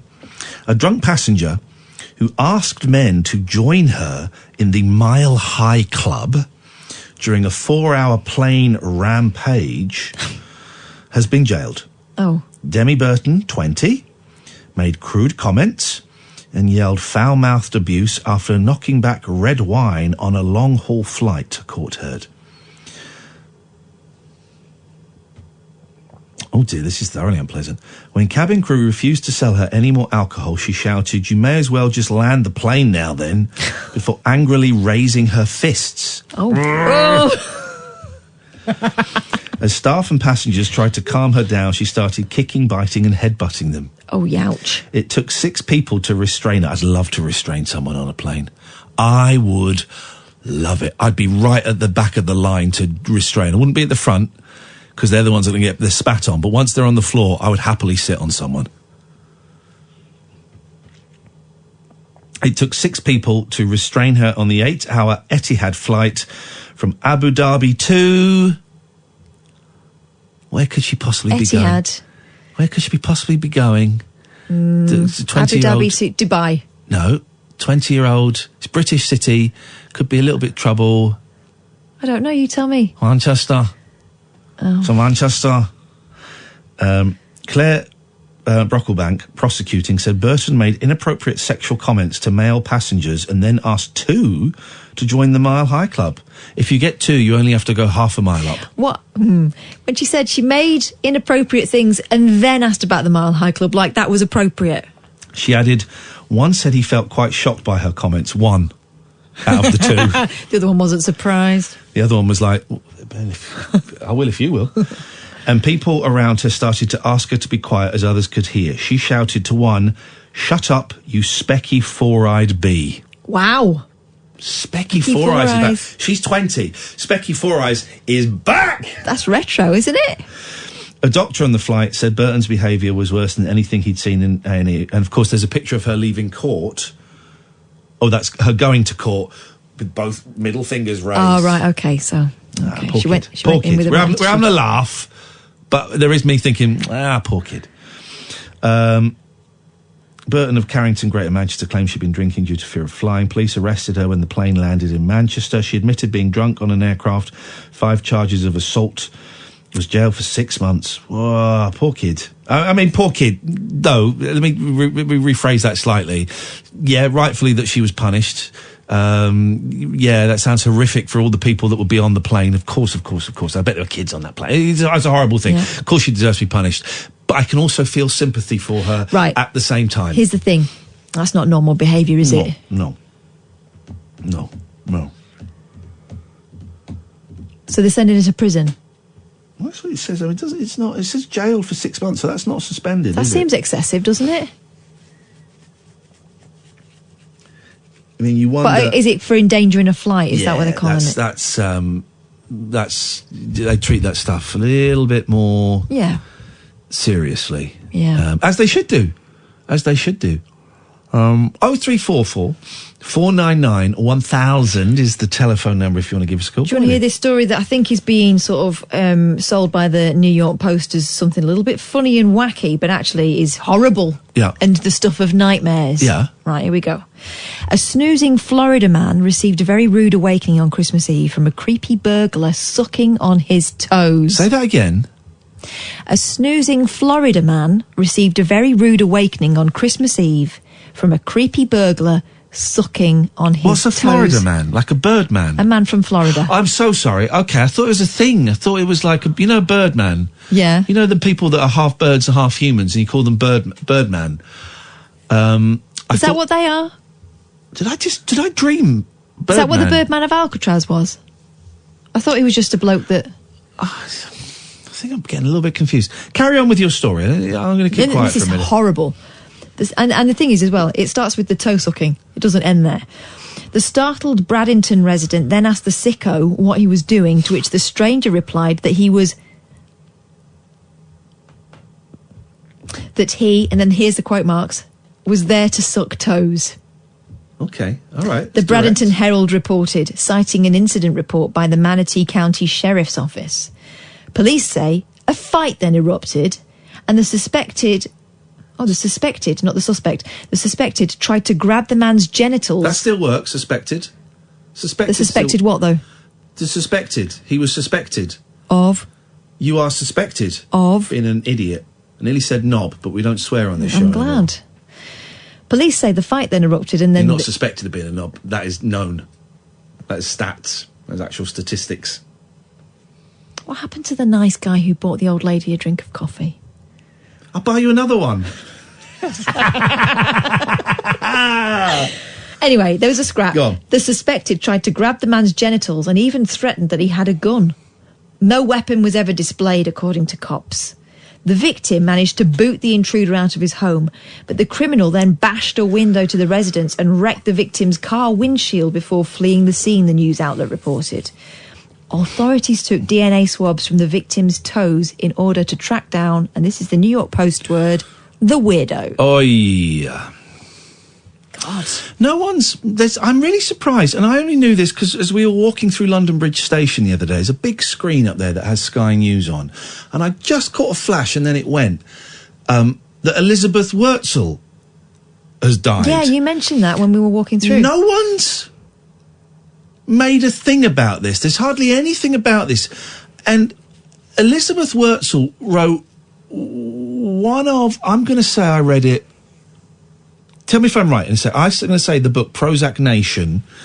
I'm going to say it came out 1994. Okay, let's have a look. Prozac Nation. Published in 1994. Hey! This guy knows the year a book was published, guys. Buy him a round of drinks. Oh, there's a film of it. Did you know that? I didn't know that. Christina Ricci's in it. Okay. I read it maybe a couple of years later when I first started realising that my head wasn't wired properly.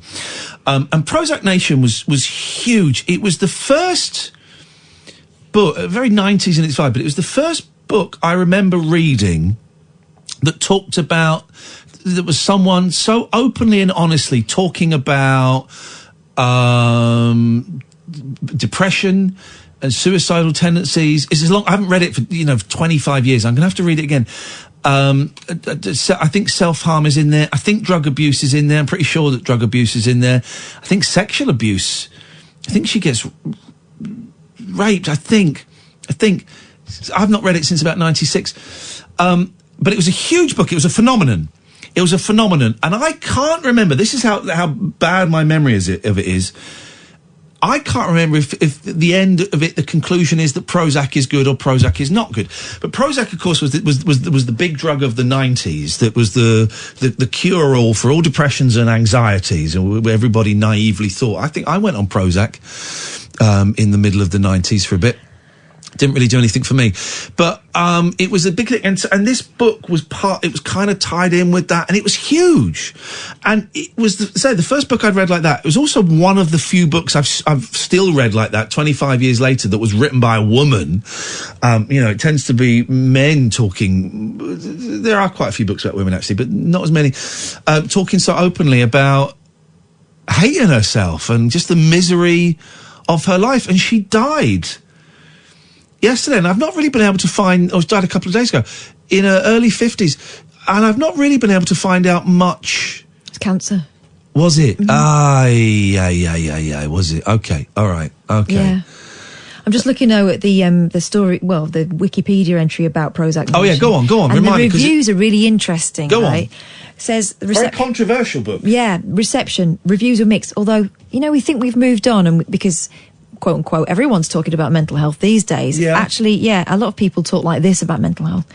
Reviews were mixed. In the New York Times, Michiko Kakotani characterised Prozac Nation as by turns wrenching and comical, self-indulgent and self-aware. Comparing it with the raw candour of Joan Didion's essays, the irritating emotional exhibitionism of Sylvia Plath the Bell Jar, and the wry dark humour of a Bob Dylan song. This bit, though. While praising Wurzel's prose style as sparkling and luminescent, Kakutani thought the memoir would have benefited enormously from some strict editing, and said that its self-pitying passages make the reader want to shake the author and remind her that there are far worse fates than growing up in the 70s in New York and going to Harvard. Right, it's one of those what have you got to be depressed about stuff, which shows where we were and where some people's heads still are. Here's another one. Publishers Weekly. By turns emotionally powerful and tiresomely solipsistic, Wurzel's book straddles the line between an absorbing self-portrait and a coy bid for public attention. Okay. There it is again. Well, she was. I mean, I'm sure there were books about depression before hers, but this one. And if you know any, please let me know, because I do enjoy reading these books. I find them very inspiring and helpful. But hers was incredibly raw, and it does talk about. I do remember a bit about her taking ecstasy and stuff like that, and she was one of the first people to kind of put her head above the parapet and say, "This is what I am. This is what I am. This is how I feel, and it's lousy and it's horrible and stuff." And people called her out for attention seeking. Yeah. Whereas in the past, see, we've had people in my family history, and I'm talking like grandparents, great-grandparents, and in hushed tones, there will be mention very briefly, sometimes, usually after someone had had a drink, of them having a nervous breakdown. Here we go. Isn't that funny? I've just looked at Prozac Nation, and I thought, you'd be able to get it for a penny No, paperback. The cheapest paperback there is 50 quid. What? I would imagine it's gone. I would like to have known what the price was 2 weeks ago. Yeah. I didn't read any of her other. I'm not buying books because books are stuff, and I may. Library. Oh no, exactly. As I say, the library. But she did write another book. Here we go. The next book. It reached the point, this is the description of the next book from 2003, it reached the point where she couldn't go more than 5 minutes without grinding up a pill and snorting it. Despite the worldwide success of her groundbreaking memoir, Prozac Nation, and the fame and accolades that accompanied it, nothing had changed inside Elizabeth Wurtzel. She saw herself as a terrible failure. She couldn't maintain a relationship. She was fired from every job she had. Exhausted from trying to make sense of a world she saw as increasingly phony, she left New York and headed for Florida.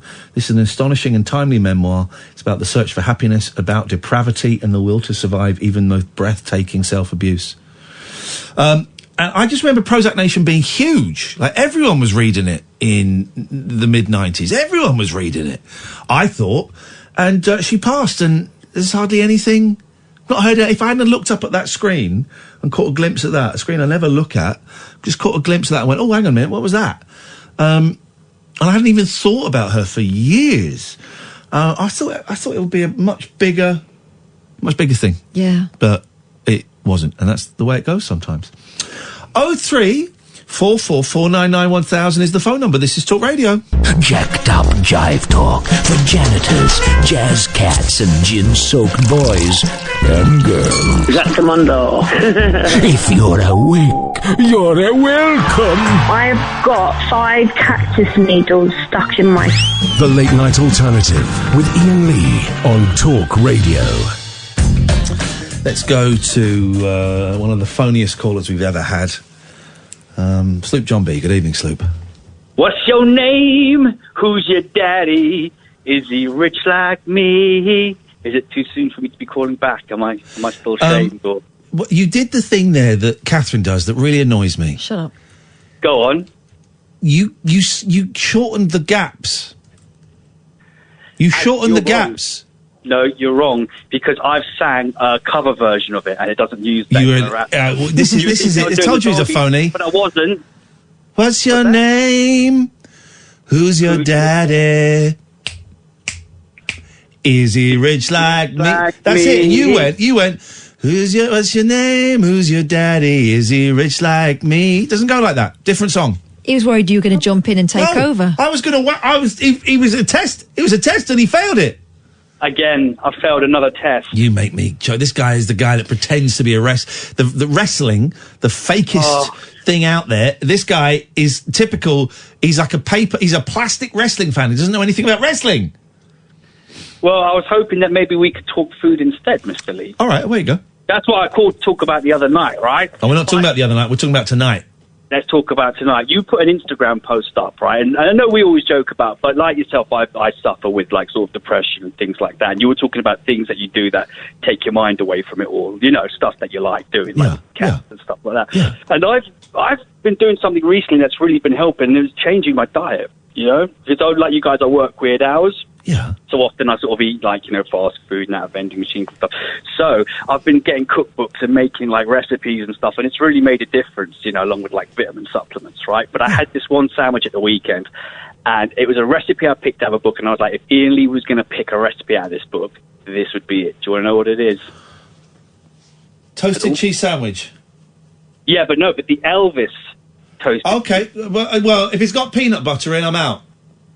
Oh man, peanut butter is disgusting. No, but here's I did peanut butter, jam, banana, smoked bacon, and Gouda cheese, all in the sandwich. Gouda? You mean Gouda cheese? Gouda cheese, yeah. Is it Gouda or Gouda? It's Gouda. I would say Gouda. I would say Gouda.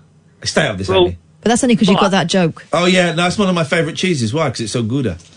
It's so good. But listen, the thing was, it led me to another cookbook which someone told me about, and I've got to tell you about this one as well. Okay. You know, that Elvis has a cookbook.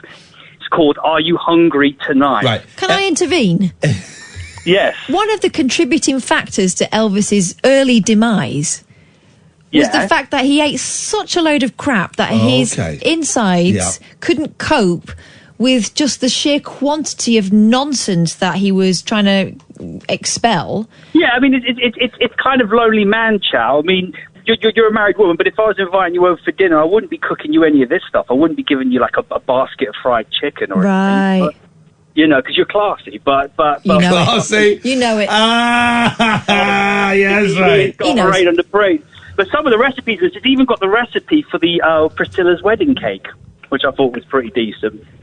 So I'm going to have a go at that. He didn't write the recipe book. And You know he that, certainly right? didn't make it.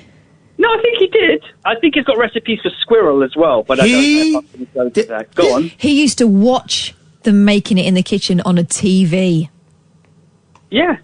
Well, but, maybe you're right about that. Back to the drawing board. But I was thinking I'll get this book, I'm going to make some recipes, and I'll give you guys a call back. All right, man. Yeah? And when you get on TikTok... I'm not doing TikTok. I don't really understand TikTok. TikTok's music, right? No, it's like jokey videos. You can do everything. You can do silly videos. No. You can sort of mime to things. It's for kids. It's for kids. Yeah, it's for everyone. Everyone's on it. The Rock's on it. Gordon Ramsay's on it, all doing funny videos. You love doing stuff like that when you're singing with Catherine or you're doing your Twitch and everything. I'm going to carry on doing it on my... Can you get money from TikTok? I don't know. Actually. I'm going to carry on Twitch, where I can make approximately $220 a month. Fair enough. It's all about the dollar, isn't it? Thank you very much indeed, Sloop. Always a pleasure, my friend. And yes, it is always about the dollar. But I'm gonna stay on there. Got my green screen. I don't understand TikTok. I've not really looked at it. The only thing I've seen on it was that very funny young woman who did... It's like short videos, right? Yeah. Who did like a 45-second history of Paul McCartney. And that was brilliant. I think she did the other Beatles as well. I'd have to... It's a bit like Vine, isn't it? TikTok. Well, let's have a look. Let's Tell you what I really don't get, boomerangs. Oh, boomerang's a bit of fun. It's just where it just goes backwards and forwards and backwards and forwards. It's just a little bit of fun. Mm. Oh. Someone's done a drawing of me. Oh, no, they have done a drawing. But I think, there you go, look, but I think they've traced it. Does tracing count as a drawing? Well... I like that. Brian Wilson art. I like that. But is it cheating that it's a trace? Is it a trace or is it an app? Well, no. This is what I thought, and then I went to the picture before, and it's a trace. Look at that. I'm going to say, let's see what the comment says. The comment says nice. I'm going to leave a comment. I'm going to put, love that. Thanks. But then I'm going to send him an invoice for using my image. What happened to that painting you got given for your birthday? It's on top of my wardrobe. Where are you going to put it? Eventually, I'm going to give it away as a prize. The one painting I wish I'd kept when I was doing Titty Bang Bang, and I had to be an old vampire. And Bob Mortimer commissioned someone to paint a picture of me as a big portrait as a vampire, and I chucked it. Whoa. Yeah, I chucked it. It wasn't great, but that was a dumb thing. That was a dumb thing to do. Right, so TikTok, I'm guessing, would be an app. So let's go to Google Play. TikTok. Let's TikTok together. Let's read some of the reviews. 14 million reviews. This app is amazing and honestly pretty addicting. Oh, it's addicting. I recently started making videos of my own, and I have so much fun making them with friends. The support from viewers is amazing too. There is a feature to block any unwanted or negative viewers, and also a feature to ban those from a live if needed. I love this app and its sense of community. All right, well, it looks like it's just what I need. That's what I need is another app, another way to communicate with my fans. This is exactly what I need. People know when I do the arrogant talk about my fans and stuff.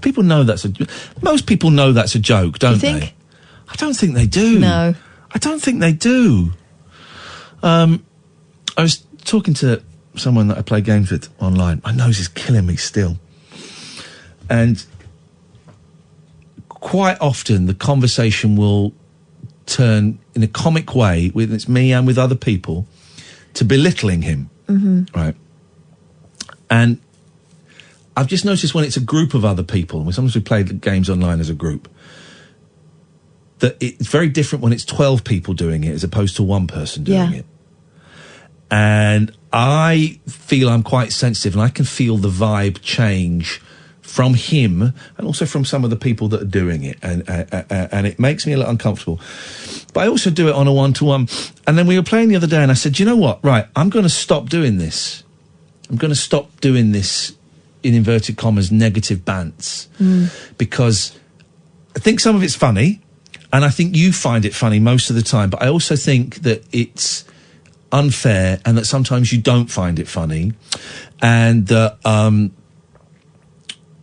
there's no need for it. And I'm also, and maybe I didn't say this about the group thing, maybe I did, I can't remember, but I'm aware that when it's a group doing it, it can be pretty merciless. There's not much room. Hey, it's Paul Ross. I remember Paul Ross. Hey, Paul Ross from the 90s. Hello, mate. You're right. Hey, Paul How you doing? There you go. It's an old-fashioned salute. A very British salute there. Thank you, sir. Nice to see you, man.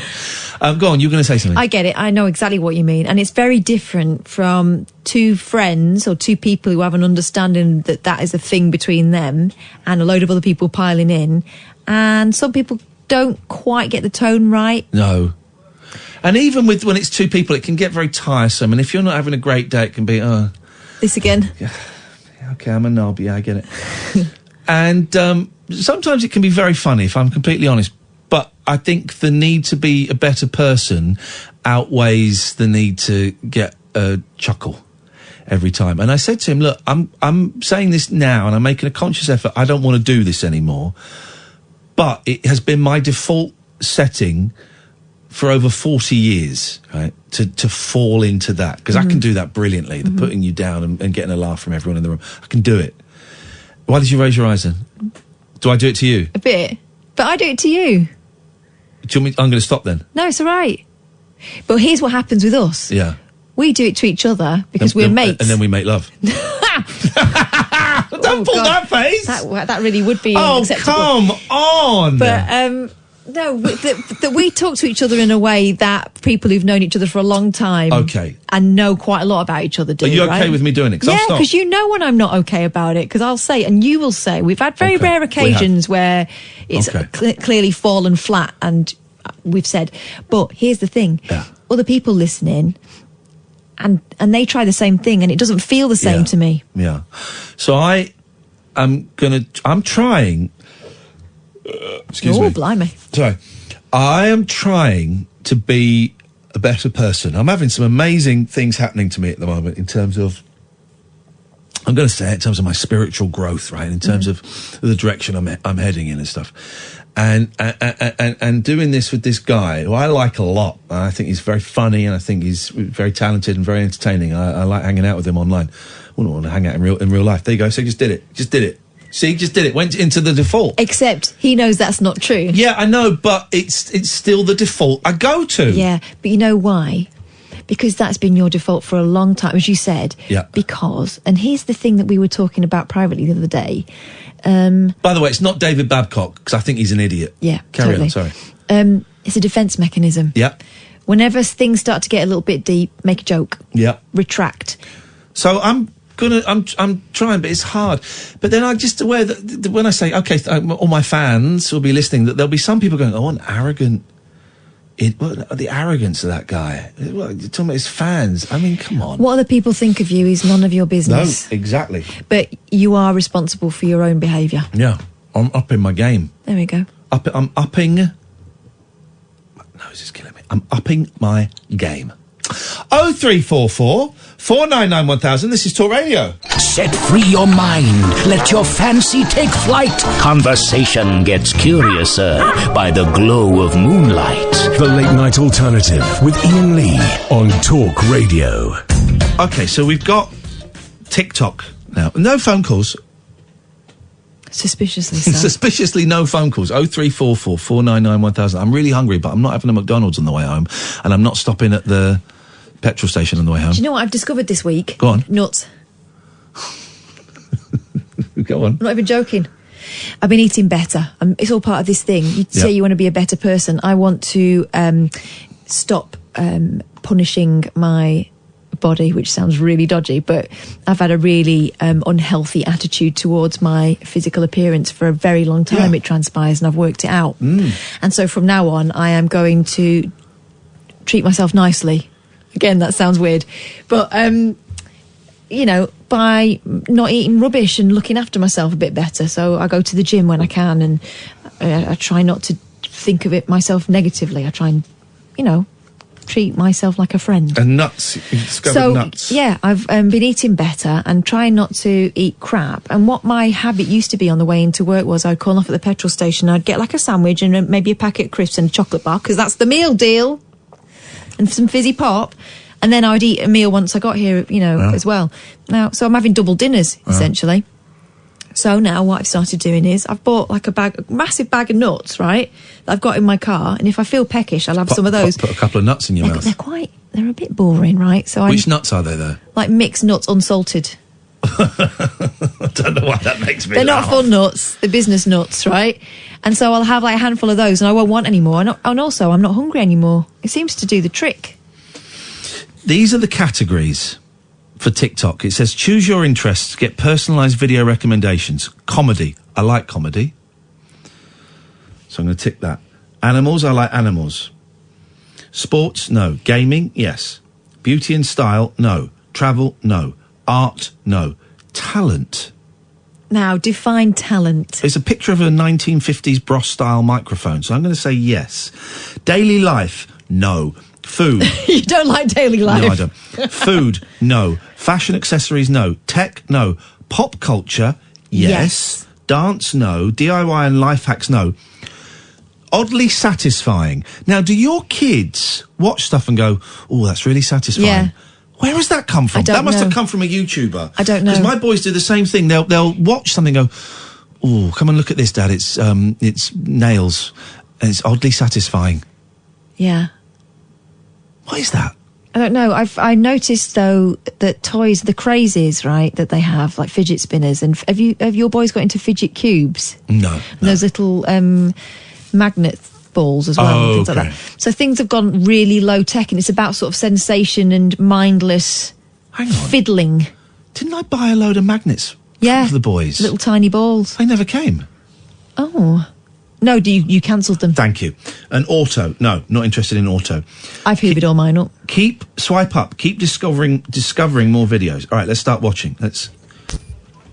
Sorry, I'm going to plug this in so we can hear. Hang on a minute.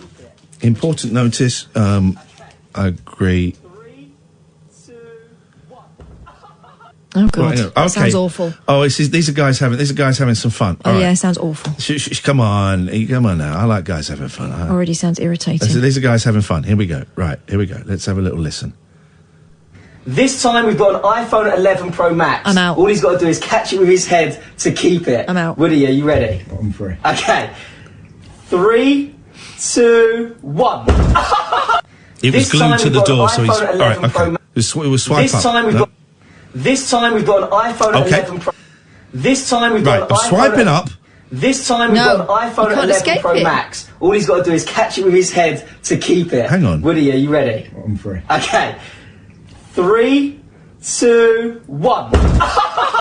It seems to be... Right, it seems to be then... So that's the first video. Then as you swipe up, that video goes to the right, and then it seems to be videos on the left of people watching that video. Oh, reaction. iPhone 11 Pro Max. Oh! Catch it with his head to keep it. Woody, are you ready? I'm free. Okay. 3, Now 2, it's people miming to that video. This is the weirdest thing. It's people miming to the video. What on earth is TikTok? All he's got to do is catch it with his head to keep it. People... This time... Right, how do I get out of here? Right, okay. Okay, so that's Woody and Kleiny. I don't like the sound of Woody and Kleiny. I would like to block them. That's not for me. Let's go to Discover. All right, let's go to Discover. Winter sports, no. Caught out. Don't know what that means. I don't really understand it. Face mask time. Go for gold. Oh my gosh, that's incredible. It's a lady doing a squat. Shot from behind. Gaming loop. You wouldn't steal... okay, what's this? You wouldn't steal my cat. I'll see what this is. This could be fun.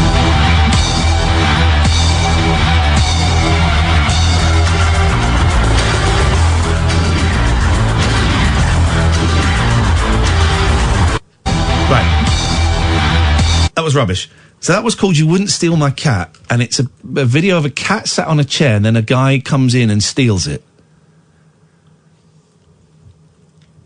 David, delete that picture, otherwise I will report you. That picture is non-sanctioned by me. I'm going to report you to Twitter, and I'll go get that account closed. Your account will be closed. I'm going to report it to the police. I've screen grabbed it. Look of the decade, Planet... Oh, is this Doctor Who? Resolution is a global expression of unity and the will to act now to protect our planet. All around the world, people are singing the Resolution song. Just naff off into your TARDIS. Well, I'm not seeing anything here that in any way links to what I've... Hang on, what's this? Ian, this isn't for us. Birmingham. Birmingham. Birmingham. Birmingham. Birmingham.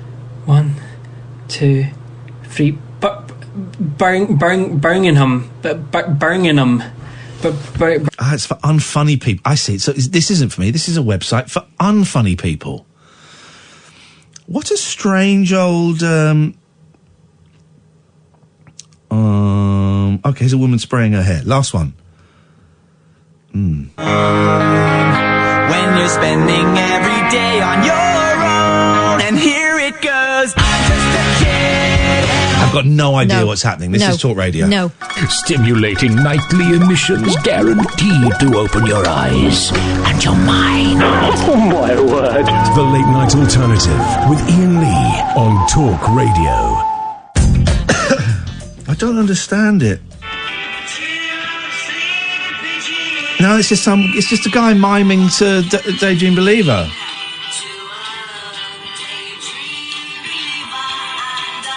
I mean, I can do that. Right. Very, very close to deleting. That's not under talent, is it? I don't know what... I don't understand it. Can someone explain it to me? There's TikTok. I just do not know what is going on. David, delete that picture, please, mate, because you are now in very serious trouble. David has put a sexually offensive lithograph on Twitter, and... it's actually libelous. It's libelous. That drawing is libelous. Let's see. I've already just got a strange vibe. Let's see. Harry. Hello. Hello, Harry. How's it going, guys? It's all right, man. What you got for us? TikTok's, I nearly swore, it's rubbish. From what I can see, it's very confusing memes. How old are you? Oh, yeah, I'm 12. Because that's what you said the other day. Well, how old are you really? I'm 31. Okay, you sound 12. But you're too old for it then. Well, yeah, I don't know. From what I can see, it's just strange memes. Strange memes. These are very strange memes we're living in. Strange memes. Yeah. Oh, use that. I said that first. Copyright that. These are strange memes we're living in. I said that first. Hashtag. What do you mean, though? It's strange. It's like strange times, but memes. Because we're not living in times, we're living in memes, we're living in short little 7-second bursts. It's clever. It's a new Netflix show. Thank you. So what, have you put anything up there? No. And what have you seen on there? I've just seen adverts for it. And it just seems to be like people dancing to songs. But that's not why I called. It's not for us. Do you know what, Harry? It's not for us, and that's okay. Yeah, that's my opinion too.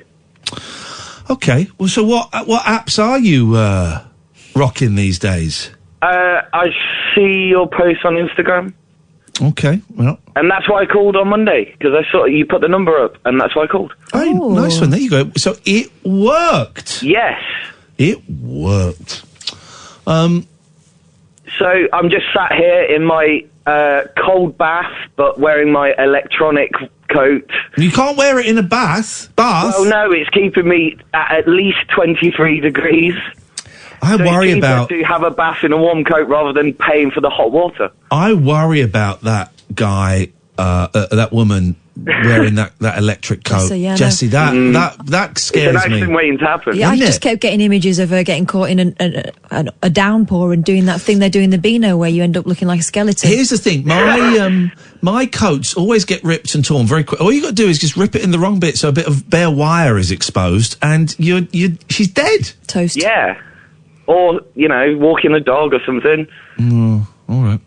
Anyway, so I want to challenge your opinion on Overwatch on the Switch. And now you're getting your stream set up.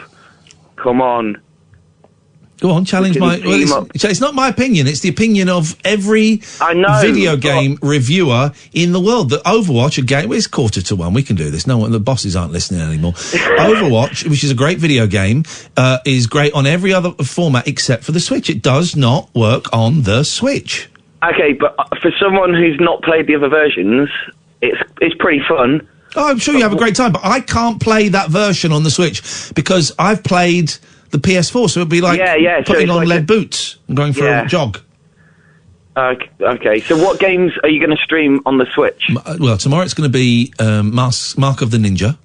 So what's that one? I've not heard of that one. You're like a ninja and you do sneaky stuff. Tomorrow, have you heard of Aragami? That's like that. Nope. Mixed with Metal Gear. Just Dance 2020. Okay. That's what it's going to be. Just Dance 2020, I think, is going to be the big game for me this year. Because I'm going to take my horse to the old camp road. I'm going to ride until I can't no more. That's the dance. Okay. That's the actual dance for that bit. I can't see that on the radio. Mate, you'll see it soon enough. He was doing some quite unusual moves. You'll see it, Harry, and you're going to enjoy it. I probably will. Thank you. Cass. Yeah. Overwatch, Overcooked, the other Over game. Yeah. You're a big fan of that. Me and my girlfriend were in McDonald's waiting for our order, and they were short-staffed, and she used to work in McDonald's, and she was like, they've had to call, certain members of staff that she knew. It's a bit like the military McDonald's, isn't it? There's certain uniforms for certain people. So she knew that the wrong person was, having to serve, and observed that it was like watching Overwatch. Overcooked. Thank you very much indeed, Harry.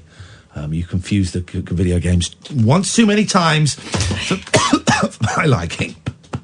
Once too many times for my liking. Are you all right there? Oh, God, it's my throat, man.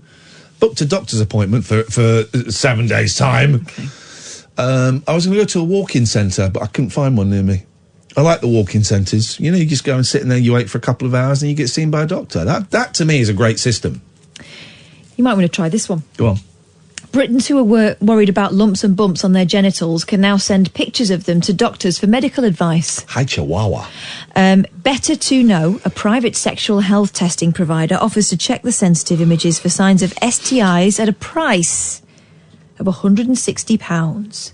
A doctor looks for rashes, lumps or blemishes, and it tells you where, we all know, which could be signs of herpes, genital warts, pubic lice or syphilis. They will discuss their thoughts with the patient over the phone, but a diagnostic test nor the treatment is included in the hefty cost. How much does it cost? £160. Okay. That doesn't make any sense, that sentence.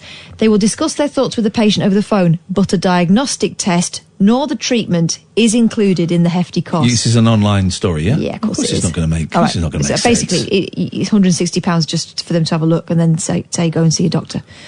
Data privacy experts called the service irresponsible, warning pictures sent from personal email addresses could easily be hacked. Just go and see a doctor. For heaven's sake.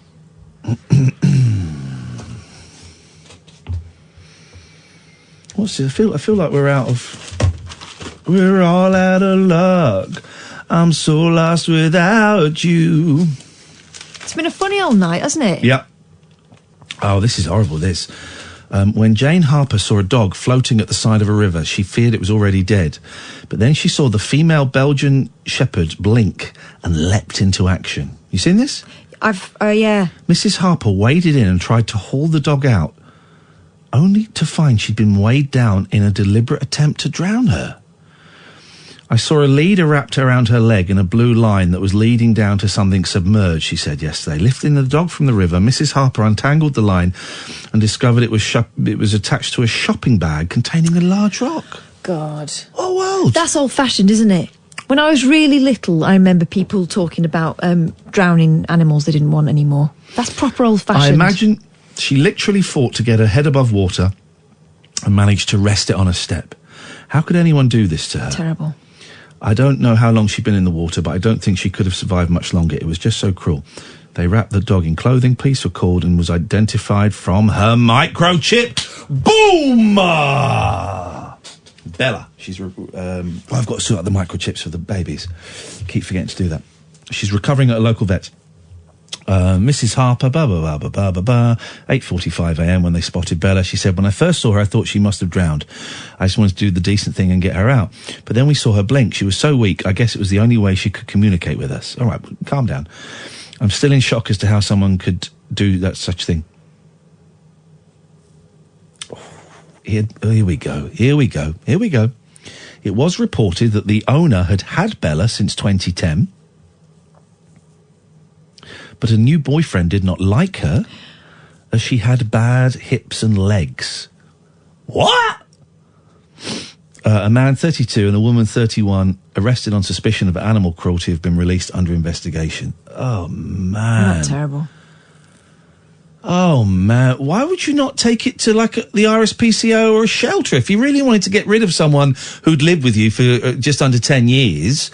Because they got old. Why would you not... Why would you do that? My God, that's terrible, man. What a world we live in. That's you know whose fault that is? Everyone that voted Brexit. I'm joking. But that's outrageous, man. That's terrible. What have you got as the show stutters and stammers its way to a week ending? What have you got for us, Catherine? Well, let's talk about baby names, because it's the beginning of the year and that's what tends to happen. 100-year rule, right, is what the Mirror's talking about. Okay. It's a baby name theory. The whole idea is that it takes 100 years for baby name trends to resurface. So once a name's gone out of fashion, it will make a comeback as soon as someone decides it's retro and niche and makes their little one stand out from the crowd by giving it like a granddad name. Okay. Guilty as charged, it has to be said. So with that in mind, as we head into a new year and a new decade, thought it might be worth taking a look back at some of the names that were hits with parents 100 years ago in the 20s that could soon resurface. Okay, I like this, yes. For girls... Delmont. No. Mary. Huh? 1920s. Yeah, but Mary's always been popular. You don't get baby Marys. Yes, you do. No, you don't. I will find you a baby Mary tomorrow. There was a Mary that lived down the road from me. She must be 50 now. One of the McCartney girls is called Mary. Is she? Linda's first daughter. Before they got married. Okay. So how old will she be now? About 50? Okay. Mary, quite contrary. Really old. Marianne Hobbs. That's not Mary, man. What do you mean it's not Mary? Mary Jane? Mary, Dorothy, Helen and Betty. I've got a cousin called Helen. She's younger than me. I've got a next door neighbour called Betty. Must be true then. Also in the top 10 were Margaret, Ruth, Virginia. Oh, I wonder where that was going. Doris, Mildred and Francis. Francis is a horrible name for a boy or a girl. Can you imagine? Yeah, it's not a pleasant Francis. They were, actually, that kid I was telling you about, Mary, that lived down the road from me, had a brother called Francis. Francis de la Tour. Well, Mary... There we go, let's do famous Francises. Right, I'll go first. Francis de la Tour. Francis Ford Coppola. France's capital city, Paris. No, come on. No, okay. Francis Sinatra. It probably is, yeah. Francis Barber. Francis Spencer. What do you mean? Why are you saying Are you just going to... Everyone called Frank, you're going to say Francis? Is that right? Is that what we're doing here? Why would I not? Just quickly, why would I not? Because we're not asking about Franks. We're asking about they're called Francis. Not all of them. Francis Gilbert Sinatra, Francis Jacobean Spencer. What? Those are actually their names. No, they're not. Google it. Google it. Frank Spencer. Frank Spencer's full name. Full name. Here we go. Frank Spencer. Character doesn't give his middle name. You made that what's up. his full name? Jeffrey? Yes? What was Frank Spencer's full name? I thought it was just Frank Spencer. I don't think he had a middle name, What did he? is- Was he a Christian or a Muslim or something? What is... What? That's how to get the middle names with the religion. Well, you get... No, I've got a middle name. I've got... I thought it was religion. Oh. You thought it was religion? But I thought that was why you Catherine, got you're one. Catholic, aren't you? No. But you're brought up well, Catholic. my dad was. My dad No, I'm was. not talking to you, Jeffrey. Your name's not Catherine. Oh, I'm sorry. Francis Drake? Yes. Pope Francis. Now that is religion. And that's a made-up name? Yeah. I think Jeremy would be a nice name for a middle name for Francis Drake, surely. Francis Jeremy Drake? It just works, doesn't it? It does just work. It works. Just works. Jeffrey, what can we do for you on this wonderful, wonderful name night? I just phoned up to say good night to you because you're getting off in a minute. You'll be getting off home, you buggers, won't you? Yeah, we After got... you. Well, Daryl's coming in. So you want to say good night to us? Do you want to say good evening to Daryl, or are you... I would like to say good evening to Darryl. Daryl, someone wants to say good evening to Daryl, you. we've got our friend Jeffrey. He's saying good night to us. Hello, Jeffrey. Oh, sorry. Daryl, have you got a middle name, and is it because of religion? I've got two of them. What is it? I'm hogging all the middle names. What is they? Kind of religion-based. Nathan and Ernest. And are you Christian or Muslim? Well, I'm personally, I'm kind of atheist. All right, mate. All right, mate. Stop Put it down my throat. Well, See, that's it. Atheists get two middle names. That's the rule. I don't come from a especially religious family, but Daryl Nathan apparently means beloved gift of God, so there is a connotation. I think there is a slight religious undertone to that, isn't there? definitely. I think there's an overtone of religion to it. It's really so, Jeffrey, would you want to say... Oh, look, now my clock has just gone, so I've got no idea. The clock keeps coming and going. Does that one? You what, Scott? Keep it. The clock. It's not 056, man. Okay, we've got 2 minutes. We're out of 59. 57. Got lots of time. Just do my show. You're all right. Carry on. So, would you like to say anything to Daryl or not, Jeffrey? I want to say hello, sexy Daryl. Okay, thank you very much. We all want to say that. Story of my life, that story gets tiring after a He while. said what we were all thinking. Can you not think of any famous Francis? I thought I'll come in here armed with loads of them, and I can't think of any of them. Francis Curry? Have you done that one? Who's Francis Curry? Who is Francis Curry? Is there somebody called Francis Curry? It might be somebody probably. I know. Who was there? There's a sailor. Not Francis Drake. Oh, well, I was going to say Francis the Great, because there's probably going to be one of them, isn't there? At some no, point you're not throughout playing our game. history. He's not playing our game anymore. Right. Who is Francis Curry? I've got one. Hang on. Francis Curry he's on Twitter. Got it. He is the United States Army Technical Sergeant. There you go. You just, both of you are getting right on my nose. Right. 59 is your out time. My clock keeps going, so I'm going to shut up. In fact, I'm going to pack up. And Daryl, you're going to tell the listener, and you're going to stop bang on time. Go. Have you seen Don't F with Cats? No, and I'm not going to watch it. Yes, I know. Refuse to watch I'm it. angry with you about this because it's brilliant. It's really good. It's really good. It's a really good program. I don't want to watch the It's a beginning fantastic. till No. after some cat torture. So there is that bit. That is a bit of a tough bit. I've got 4 cats. I had a slight existential crisis about halfway through the second episode when I suddenly realised how awful the world was. Yeah. But beyond that, it's a brilliant piece of true crime. It's a brilliant piece of true crime, and you need to watch. I saw a brilliant documentary you need to watch. Go on. The Vivienne Westwood one. You can see it on Amazon Prime. No, I do have Amazon Prime. Yeah, exactly. But you don't use the video thing. Have a look. Most of Amazon Prime is rubbish. Have you seen Won't You Be My Neighbour, the Mr. Rogers documentary? Watch that. Watch that. I've heard a lot about that. We're going to go. You carry on. Okay, we're going to talk a bit about Harry and Meghan, of course, and January as well. We're going to speak to a woman who's growing out her hair for the season. Thank you, Ian and Kath. Is that it? What time am I hitting? 59. 4, 3, 2. News. This is Talk Radio.